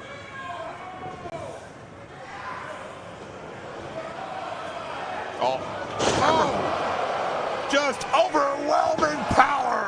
Is that gonna do it? Meltdown style power slam from Hammerstone. And again, the look in the eyes speak volumes. It's not a competitive Hammer thinking, what do I do next? It's a resentful Hammer thinking, how dare you stand up to me and fight? This is to be my moment, my title race. And that scorn rearranging the facial featured Hammer.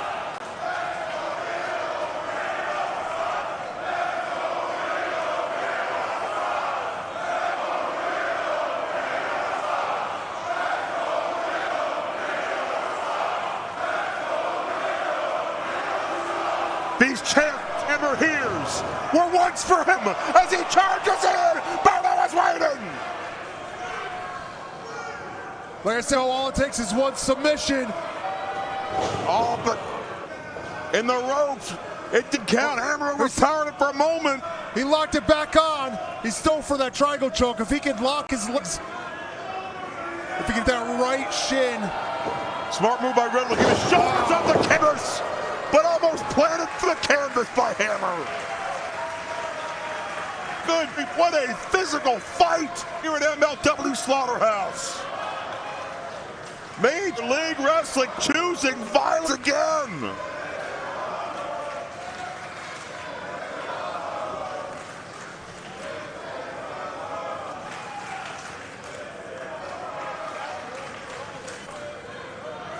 We've got two world champions, former world champions here in MLW battling it out.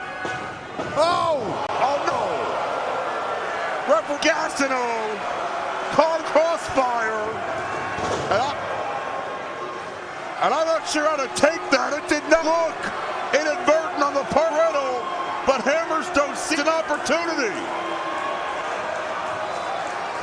And oh my God, in the background. Oh no. Hammer's looking night pendulum, but in a living, walking nightmare.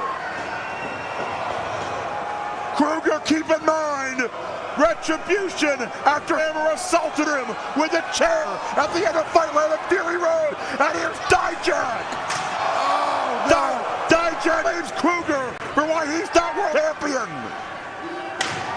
Oh, baby. Shot echoes through this building, thundering through Thunder Studios. And Dyer and Dijak have opened up Krugger again.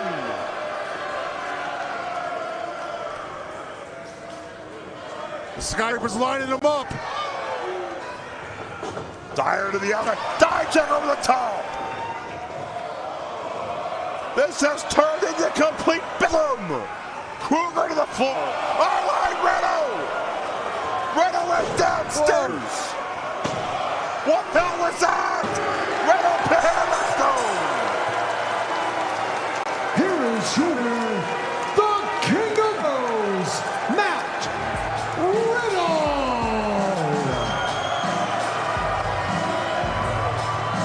What in the world did we see? Hammerstone, that pump handle slam. One of many movers that looked like would do it, but we never expected, Tom, it would be Matt Riddle just pulled off. No, I certainly didn't expect that from the bro. But you can do what it takes to win. When you want a champion like these two men do, you've got to break out everything you can from the arsenal. And that's what all the Root Dude do. I got to get more of this. Joe Dombrowski getting up into the ring right now to get a word with Matt Riddle after the big win over Alexander Hammerstone.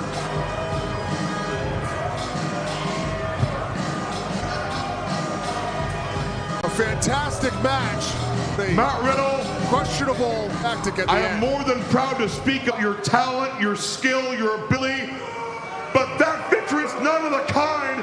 That was straight theft. What was that? Well, looky. What do we got here? Another beta with a microphone. Why don't you get your little dog energy out of my ring now? Thank you. Thank you. What? Now, I've said a lot already this week, and I ain't done yet. I got even more to say. To keep you all crying and tearing, and I'll keep trending.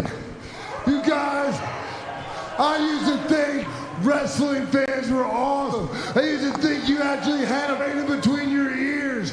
But at the end of the day, what I've come to a conclusion is, you guys are a bunch of morons, bro. I've been working my ass off just so some fat people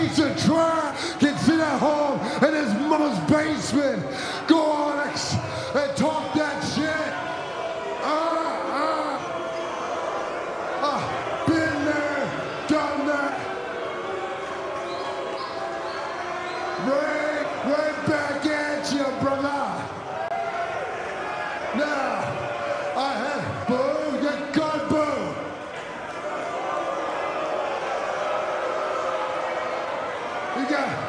You hear them? There's a bunch of bitches. Keep drinking, buddy. I love you. Everybody else can go eat. Now, what?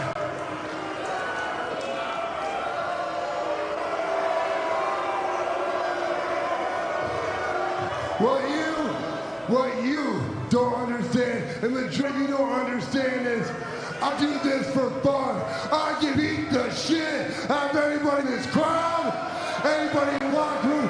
Hell, I can beat anybody on any roster, and that's just what it is. I'm sorry. I'm sorry, the truth hurts.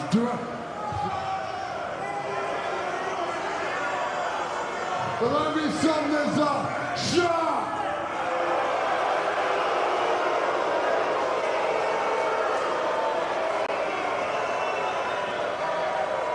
I'm gonna leave with this. The King of Rose is done. And this is the era of the Rude Dude.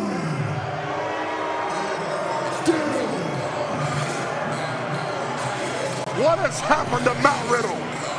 Where did that come from? Joe, I don't know. To be honest, I'm speechless. The era of the Rude Dude is upon us. MLW's title scene continues to turn completely upside down.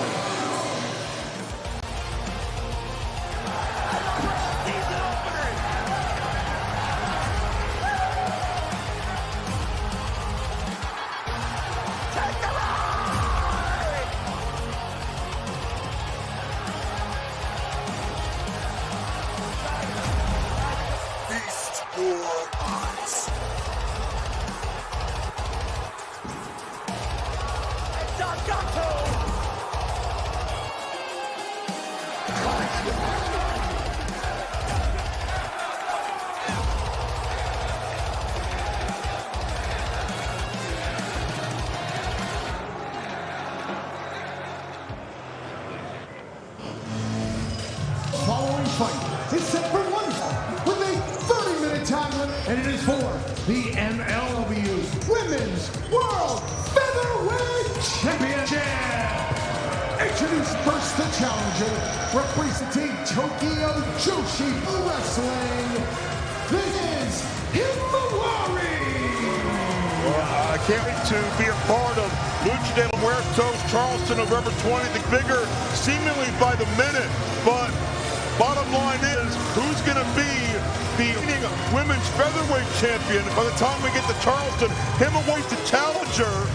HIMAWARI is Japanese for sunflower, and in Japanese culture, the sunflower represents warmth, positivity, adoration, loyalty. It literally means burning toward the sun, and even showing some warmth toward you, Tom. Hey, did you see that? I got a great high five. I'm not going to walk his hand for probably the rest of the year. Yeah, but do. Don't. Oh. HIMAWARI,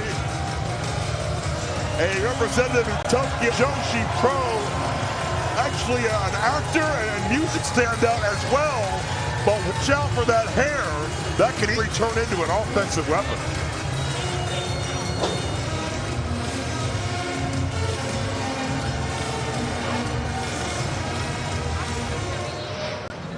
And her opponent, from Niigata, Japan. She is the current reigning and defending MLW Women's World Featherweight Champion, the Big Kaiju, Shoko Nakajima.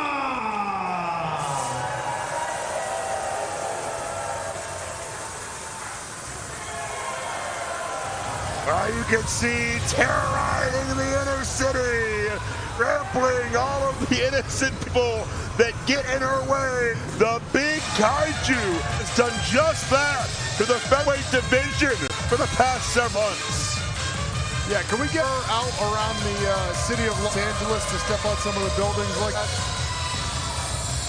Well, hey, we may have a big celebration throughout Los Angeles that will pale in comparison to anything else. Shoko Nakajima, last time we saw her at Fightland, scored a big win over Yukari Fuku.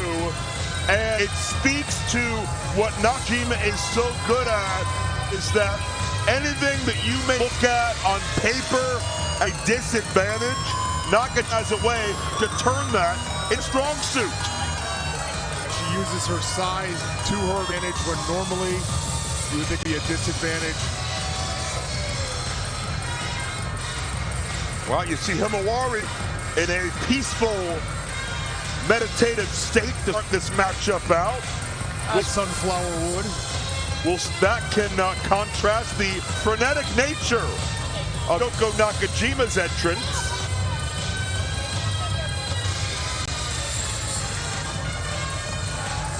And you see the MLW Featherweight Championship displayed. Nakajima has an opportunity to add another successful defense that includes upending challengers in the United States as well as Japan. And fans have come from far and wide to cheer on Shoko Nakajima.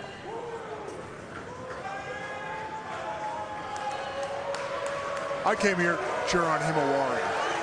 Well, myself. Was it just the hand slap that won you over, or was there something more though? It was a hand slap. Okay, just asking. Obviously, I mean, she lives up to her name and brings that warmth and positivity, and loyalty is part of that too. So we're very loyal now to the challenger as a single leg by Nakajima. Trap into the side headlock, shoulders down. Nakajima also a two-time Princess Tag Team Champion in Tokyo Joshi Pro. Most recently with Hyper Misao, and also previously with Yuki Sakazaki. HIMAWARI going to a lock on top. Oh, beautiful flip. Using the ropes to go upside down. Shoko Nakajima beating it with an arm drag. A nice leverage move to get underneath HIMAWARI, who I believe is about 5'1", which does give her a size advantage over the champion.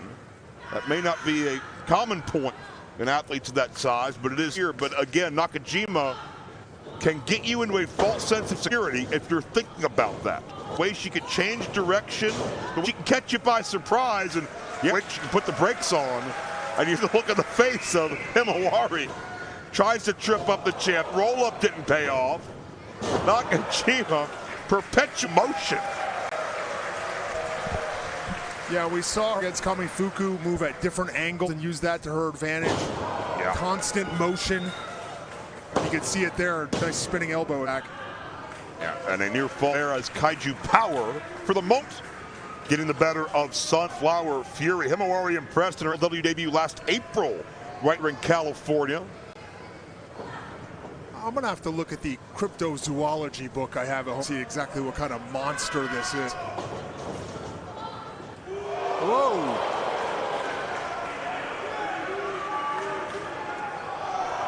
And HIMAWARI using the hair for her advantage.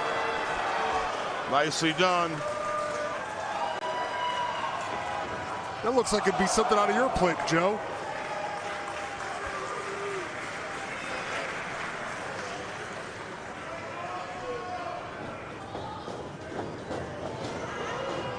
And now you can see HIMAWARI and Nakajima off balance before landing a big slap with the hair. Well, and that one element that maybe Nakajima doesn't have an answer for. No, what is she, in the gym training getting whipped? A nice takedown. And there's a 2 count only. You'd have to go to the Rio Fields. Training it for that. Interesting comment, but certainly my point being, well, when there's a single leg crowd, that's a HIMAWARI specialty. And notice how low she's inching in on the back of Nakajima. There's nowhere to go there. But not only is she on the, I mean, she's way high up on the shoulders, sitting down, almost on the back of Nakajima's neck.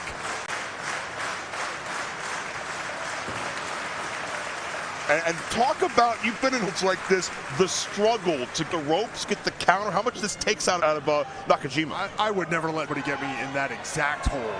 Okay, But a hold like that take a lot of energy out of Nakajima. As you can see, she has to use her entire, she's got to use her entire body to reach the ropes. And now she's used her entire body to fight back after the big hair whip again. All by design as Nakajima grabbed her but left her back wide open for the whip of the hair, but now also on the Irish whip, a nice drop kick. Maybe Nakajima picked it up against Kamifuku. HIMAWARI went back to the well one too many times. We saw her use that kind of do-si-do takedown a second ago and then end it with the hair whip. She tried to go back to it to get back on top, and Nakajima used it to her advantage. Yeah, HIMAWARI looking hurt, a drop kick. Must have her flush. Babe, yeah, that might have caught her right in the face. Nakajima now in firm control of her challenger. HIMAWARI in a bad way at this point, just trying to regain her bearings and charging through with a clothesline. Yeah, Nakajima going one way, back the other. Elbow springboard into the Hurricane and a second drop kick. That is high octane combo offense by the featherweight champion who gets a near fall.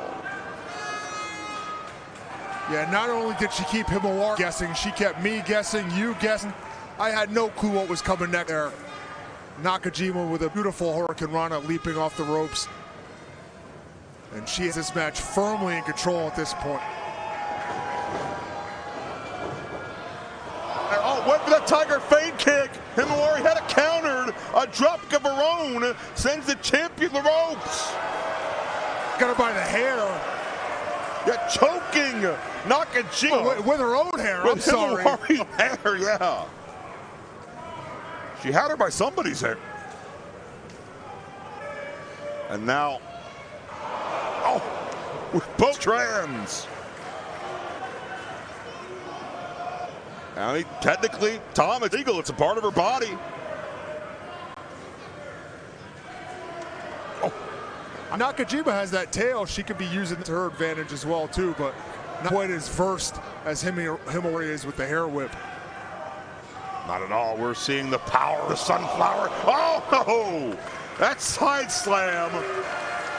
And any of that padding, that covering, that carpeting didn't do much to protect Nakajima, I guarantee you.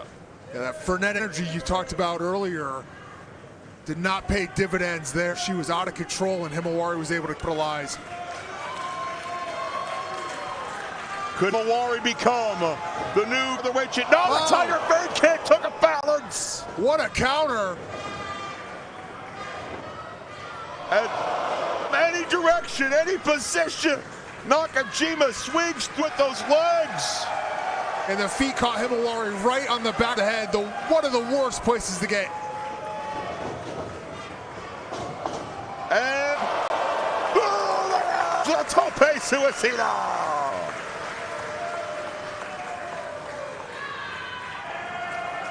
A radioactive blast from inside the ring to the outside by the big kaiju. Now this whirling dervish of energy, scoring big with heightened pace. HIMAWARI's not moving, Taito on the line. And just barely sliding that shoulder. And I think if Nakajima had shifted her weight back just a bit further, this result could have been different. Yeah, and that could have been a case where the size disadvantage played into HIMAWARI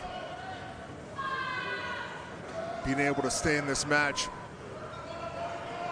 I'm not sure if she can. Well, here she comes. Oh, looking for a power bomb from the top? Are you kidding me? Jeez. I whip to soften her up. Yeah, trying to get her balance, and she scores. My God. But can she follow through?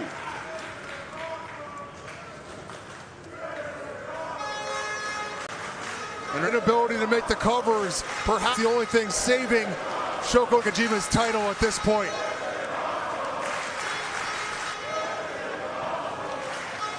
Oh, but oh, I was gonna say I made a mistake by allowing Nakajima to the vertical base, but HIMAWARI fired off with one of those shots with the hair, and another one. HIMAWARI,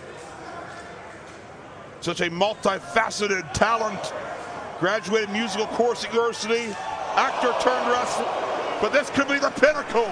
And that whip must have been music to her ears. You could hear that one. Her journey in the public eye could reach its crescendo. The victory, but Nakajima will not lay down and refuse fight.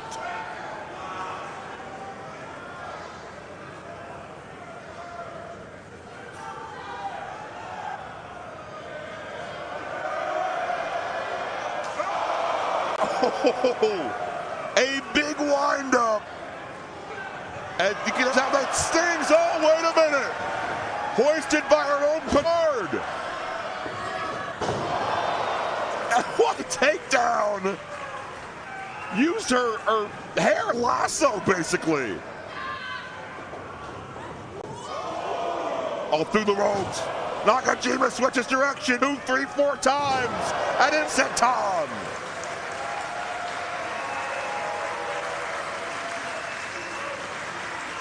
What a change of direction there by Shoko Nakajima. Just crazy amount of athleticism. HIMAWARI finds herself in an unenviable position. Tiger Fade kick scores again. Traditional style. The monstrous roar of the kaiju. Maybe leading to the end of the road for this battle. No, it's a Krule. Krule by HIMAWARI. She's got no. We're starting to go for Northern Lights, I think, which is how you retain the title against Kamifuku, but HIMAWARI had it scouted. Yeah, quickly the tides can change. Backbridge. Oh, but still not enough. Down just in time. And that's a rare example where the big kaiju size did not play to her favor. Not on the mouse on the back bridge to keep HIMAWARI down. And HIMAWARI plants her with a side slam.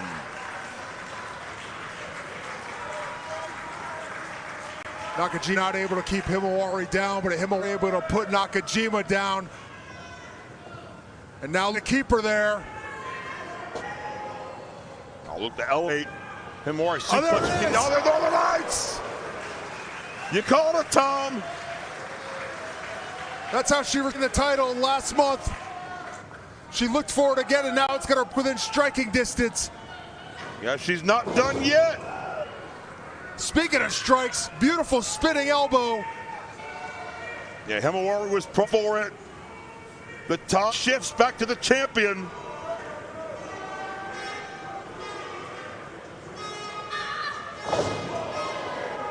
Oh, DDT, just spiked her.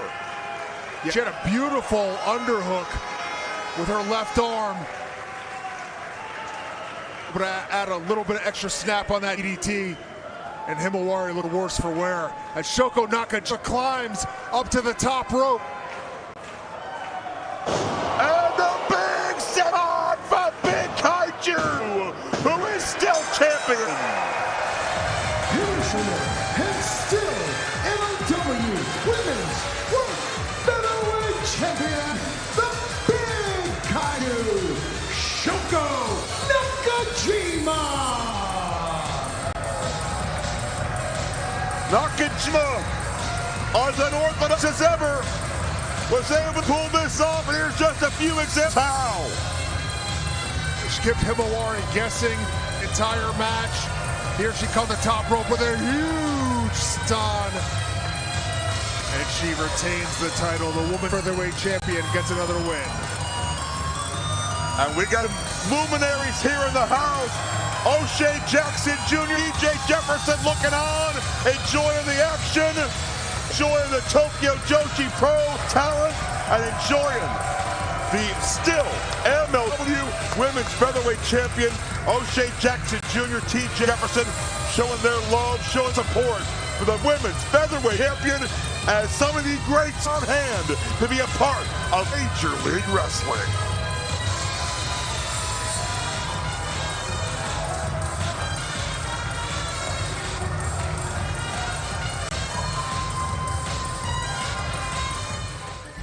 The Opera Cup, the oldest tournament in wrestling history. First contested in the 1880s, its legacy is unlike any other. What set it apart was its setting.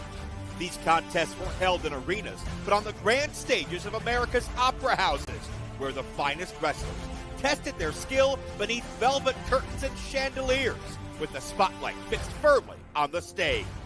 The last time the Opera Cup was contested this way was over a century ago. Now, that tradition is reborn. For the first time in more than 100 years, the Opera Cup finals will return to their purest form, with a ring erected on the stage itself. On Thursday, November 20th, inside Charleston's historic Music Hall, built in 1850, history will once again be made. Join us in the Holy City for a night unlike any other. The Opera Cup Finals, live in Charleston, with a glass of Don Gato tequila raised to history.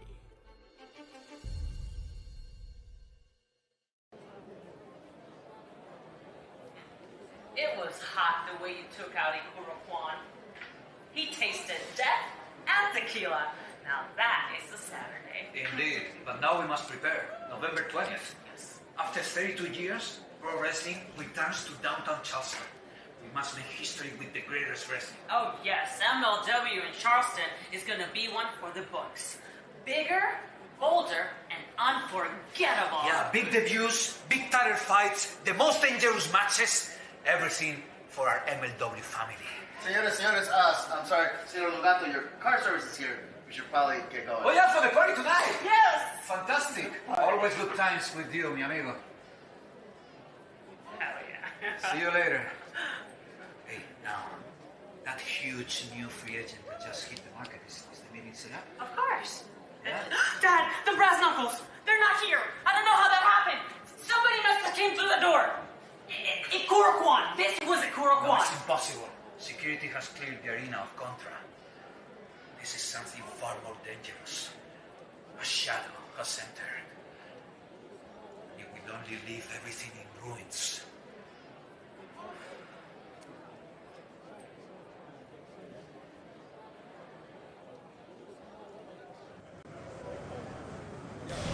Señoras y señores, llegamos a la batalla superestelar. Segundo combate eliminatorio con sabor a México. Aquí, en este escenario, MLW, el luchador de otro nivel, el que manda en el Consejo Mundial de Lucha Libre, Ultimo Guerrero. As we hear the legendary Leo Cesar Rivera bring in the legendary Ultimo Guerrero. Curious to see where those brass knuckles went. We'll pursue that story. Maybe we'll find Lucha de los Muertos. Who knows? But do I need to check your bag?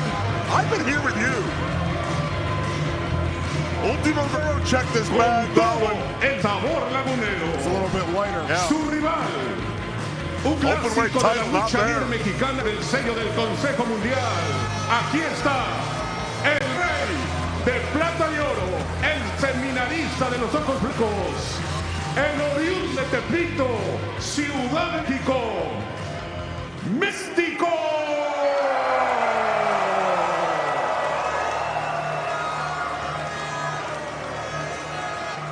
And this reaction speaks for itself.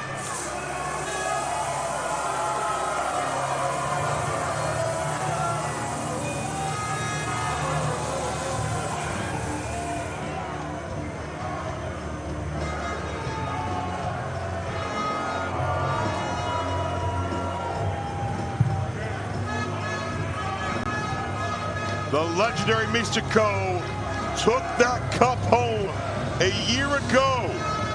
Could he do it a second time, back to back? There have been two-time winners 4. I think about Davey Boy Smith Jr. in 2019 and 2023. I can't recall, and certainly in the modern era, anybody doing it consecutive years. Mistico could take the history he's made, Lucha Libre, and expound upon a big way. Yeah, Joe, I mean, for my money, I have to say, looking up and down at the brackets, this year has been the most stacked year we have had of the Opera Cup. Fighters from not only MLW, but CMLL, New Japan, all vying to take home historic Opera Cup, once held by the likes of William Muldoon, George Hackenschmidt, Filthy Tom Lawler. What Mistico is holding now is the SMLL World Light Heavyweight Championship. He put up his mask in Arena Mexico at Anniversario 92, the biggest event of the year for CMLL, against Maxwell Jacob Friend, who had won that championship, renamed it, held it hostage. Mistico brought it back home for his people, for his country, for all that look up to him. Could Mistico do the same to the Opera Cup?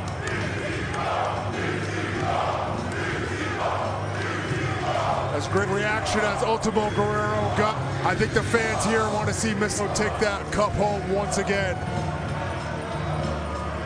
The winner of this match goes on to compete in the semifinal round. We know the opponent will be Austin Aries. We know it's October 25 on beIN Sports and YouTube. Forgive me if I'm wrong, Joe. This match is the quarterfinals of the Opera Cup. Ultimo Guerrero against Mistico, dream match. Oh, this is on any continent. This is easily a matchup that would sell out 20,000 tickets. Arena Mexico, and we're sold out here in Long Beach to be a part of this history. Ultimo Guerrero looking to bounce back. After 2 weeks ago, he lost the open weight title of MLW in Mexico City, legendary Blue Panther. Yeah, the best way to get off a loss is to get right back on that horse, get back in the win column, and Ultimo Guerrero going right after Mistico. Mistico, oh, geez, shoulder front of the post. I mean, anytime you could beat Mistico, that is huge feather in your cap. But to do it coming off a big loss like Ultimo Guerrero just had would mean even more. Oh, face first guardrail. Only one official blemish on the MLW record of Mistico, and that was a tag match. I don't think there's any more than one on the record Ultimo Guerrero as far as blemishes go in MLW either. Yeah, that is true. Ultimo defeated Espine in the opening round. Mistico, we saw the revenge he got on Akira Kwan. And keep in mind, the finals will go down November 20th. Lucha de los Muertos in Charleston. Tickets as low as $15. Can you believe it? I can't. Well, I mean, the action I've seen tonight has been unbelievable. Caminiri crossbody plancha. Oh, Mistico screwing big, and clearly Mistico easily 100% following that shoulder injury that derailed earlier in the year. Last time in this build, he had to surrender the middleweight title, but he comes back looking for redemption, looking for a huge win, and looking to advance to the semifinals. Oh, but Ultimo Guerrero got him. Yeah, that front set title. Oh my God! Lord, the thud. You can feel reverb at our feet. Mistico's not moving.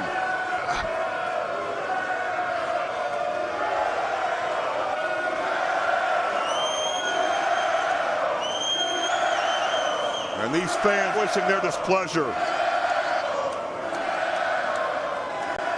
That thud was even more disgusting than listening to your voice, Joe. Well, thank you, I suppose, but my concern's the health of Mistico right now. He's got under 20 seconds, what's to be about 15 now, to get into this ring. We knew Guerrero's coming with a message to send. We knew that he wanted to rebound after that open title loss, but I'm not sure if expected this. My God, is to his feet. I was gonna say he might need 20 minutes to get back up. The adrenaline. And this is why Ultimo's had the staying power for 35 years of sport. The adrenaline's only going to take them so far with a flurry of offense like that from Ultimo Guerrero. Well, I wonder what happens if Ultimo gets Mistico seated on that top turnbuckle for that Guerrero special that's put away a majority of Ultimo's MLW fights. And Mistico just shot out of a cannon at another hard, awkward landing on the floor.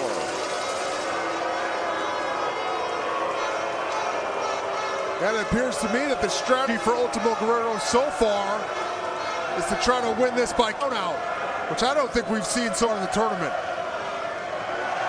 Yeah, we have not seen that decision as of yet. But of course, you have to win this in the ring. If you're trying to get the pinfall, Ultimo Guerrero says, no, I'll get any way I can get it. But listen, the relationship Mistico has with these fans, the way they love him, the way they count on him, Mistico won't surrender, won't lay down as long as there's a breath in his body. Turnbuckle out of the way.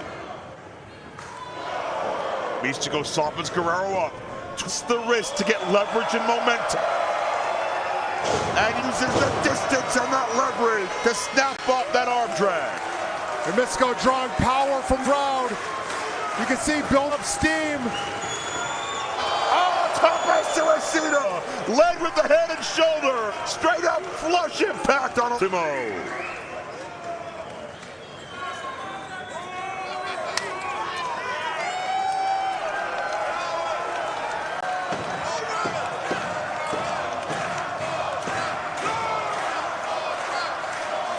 The crowd is absolutely electric.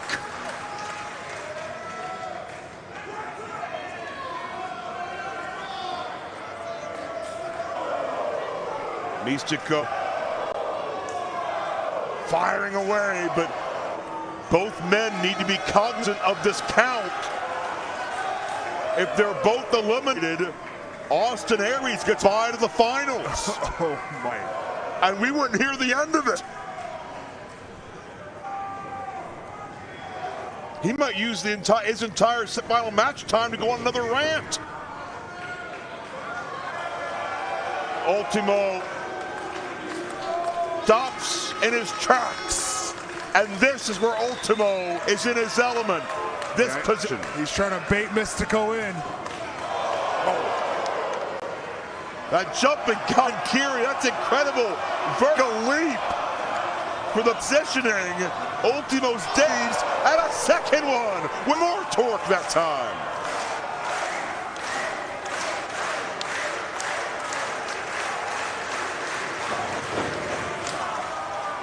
Oh man, Mistico met Ultimo where he's most at home, and he may regret it. Look at the strength of Ultimo Guerrero.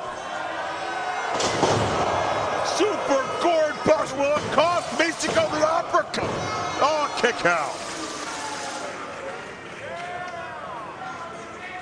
My God. As we get deeper into the field, the matches just get more physical.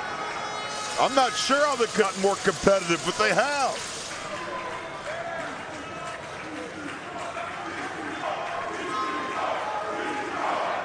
And again, just Mistico feeding off of these fans. Those red blood cells are moving rapidly through the body of Mistico as he hits a third, a fourth, a fifth elevated Gamangirian match.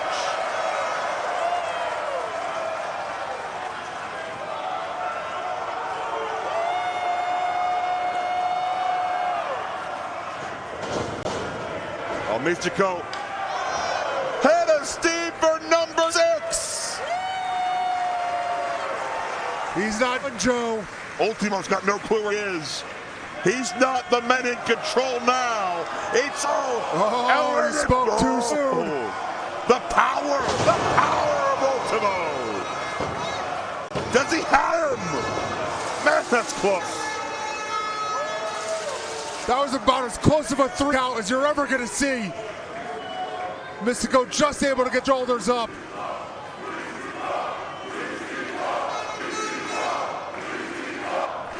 Well, Austin Aries, I hope you're watching, sir.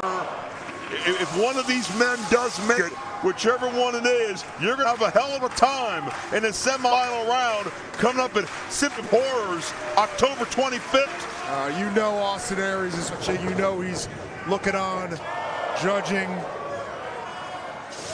wondering what to do to capitalize on against either one of these individuals. It's a battle of lucha libre pillars as Mistico tries to break down the pillar that's holding up Ultimo Guerrero. It's been a turbulent year for Mistico. Could set a lot of things right with a big time chance. Hooks the leg. Oh no! My God! You can see, Joe, that was the first time Mistico was able to get Ultimo Guerrero up off the top rope. Guerrero count him 2 times earlier. A gourd buster, a power bomb. Oh, Mistico with a roll up. Crucifix! Out of the Guerrero did that crucifix pin for a single second.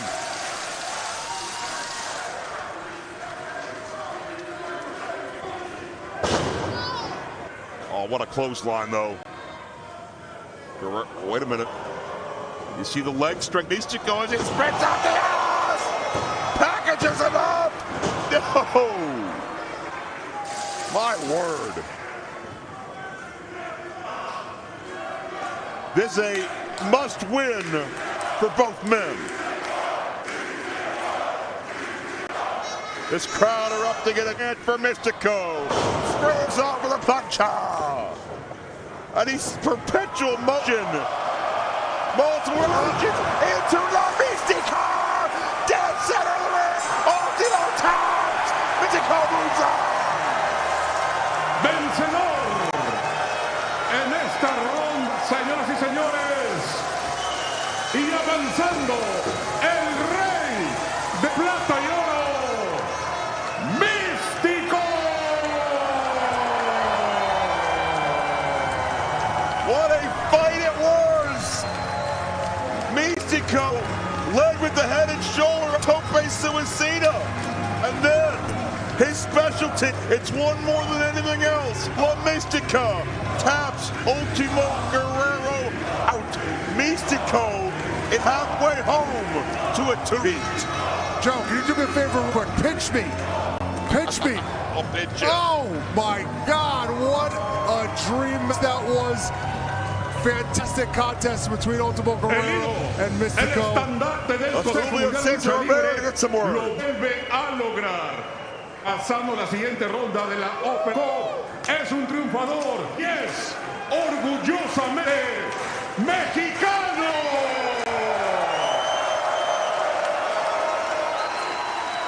¡Julio! ¡Mi gente de California! Damn it! Austin Aries, you piece of garbage! Aries knew he was watching. We knew it. No, the Buster. No. No. Aries getting a leg before October 25th at Symphony of Horrors. Aries strikes silently on Mistico.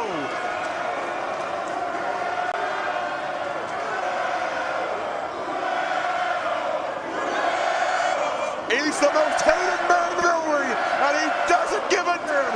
Aries' toxicity may overtake the honor and prestige of the Opera Cup, October 25th semifinals.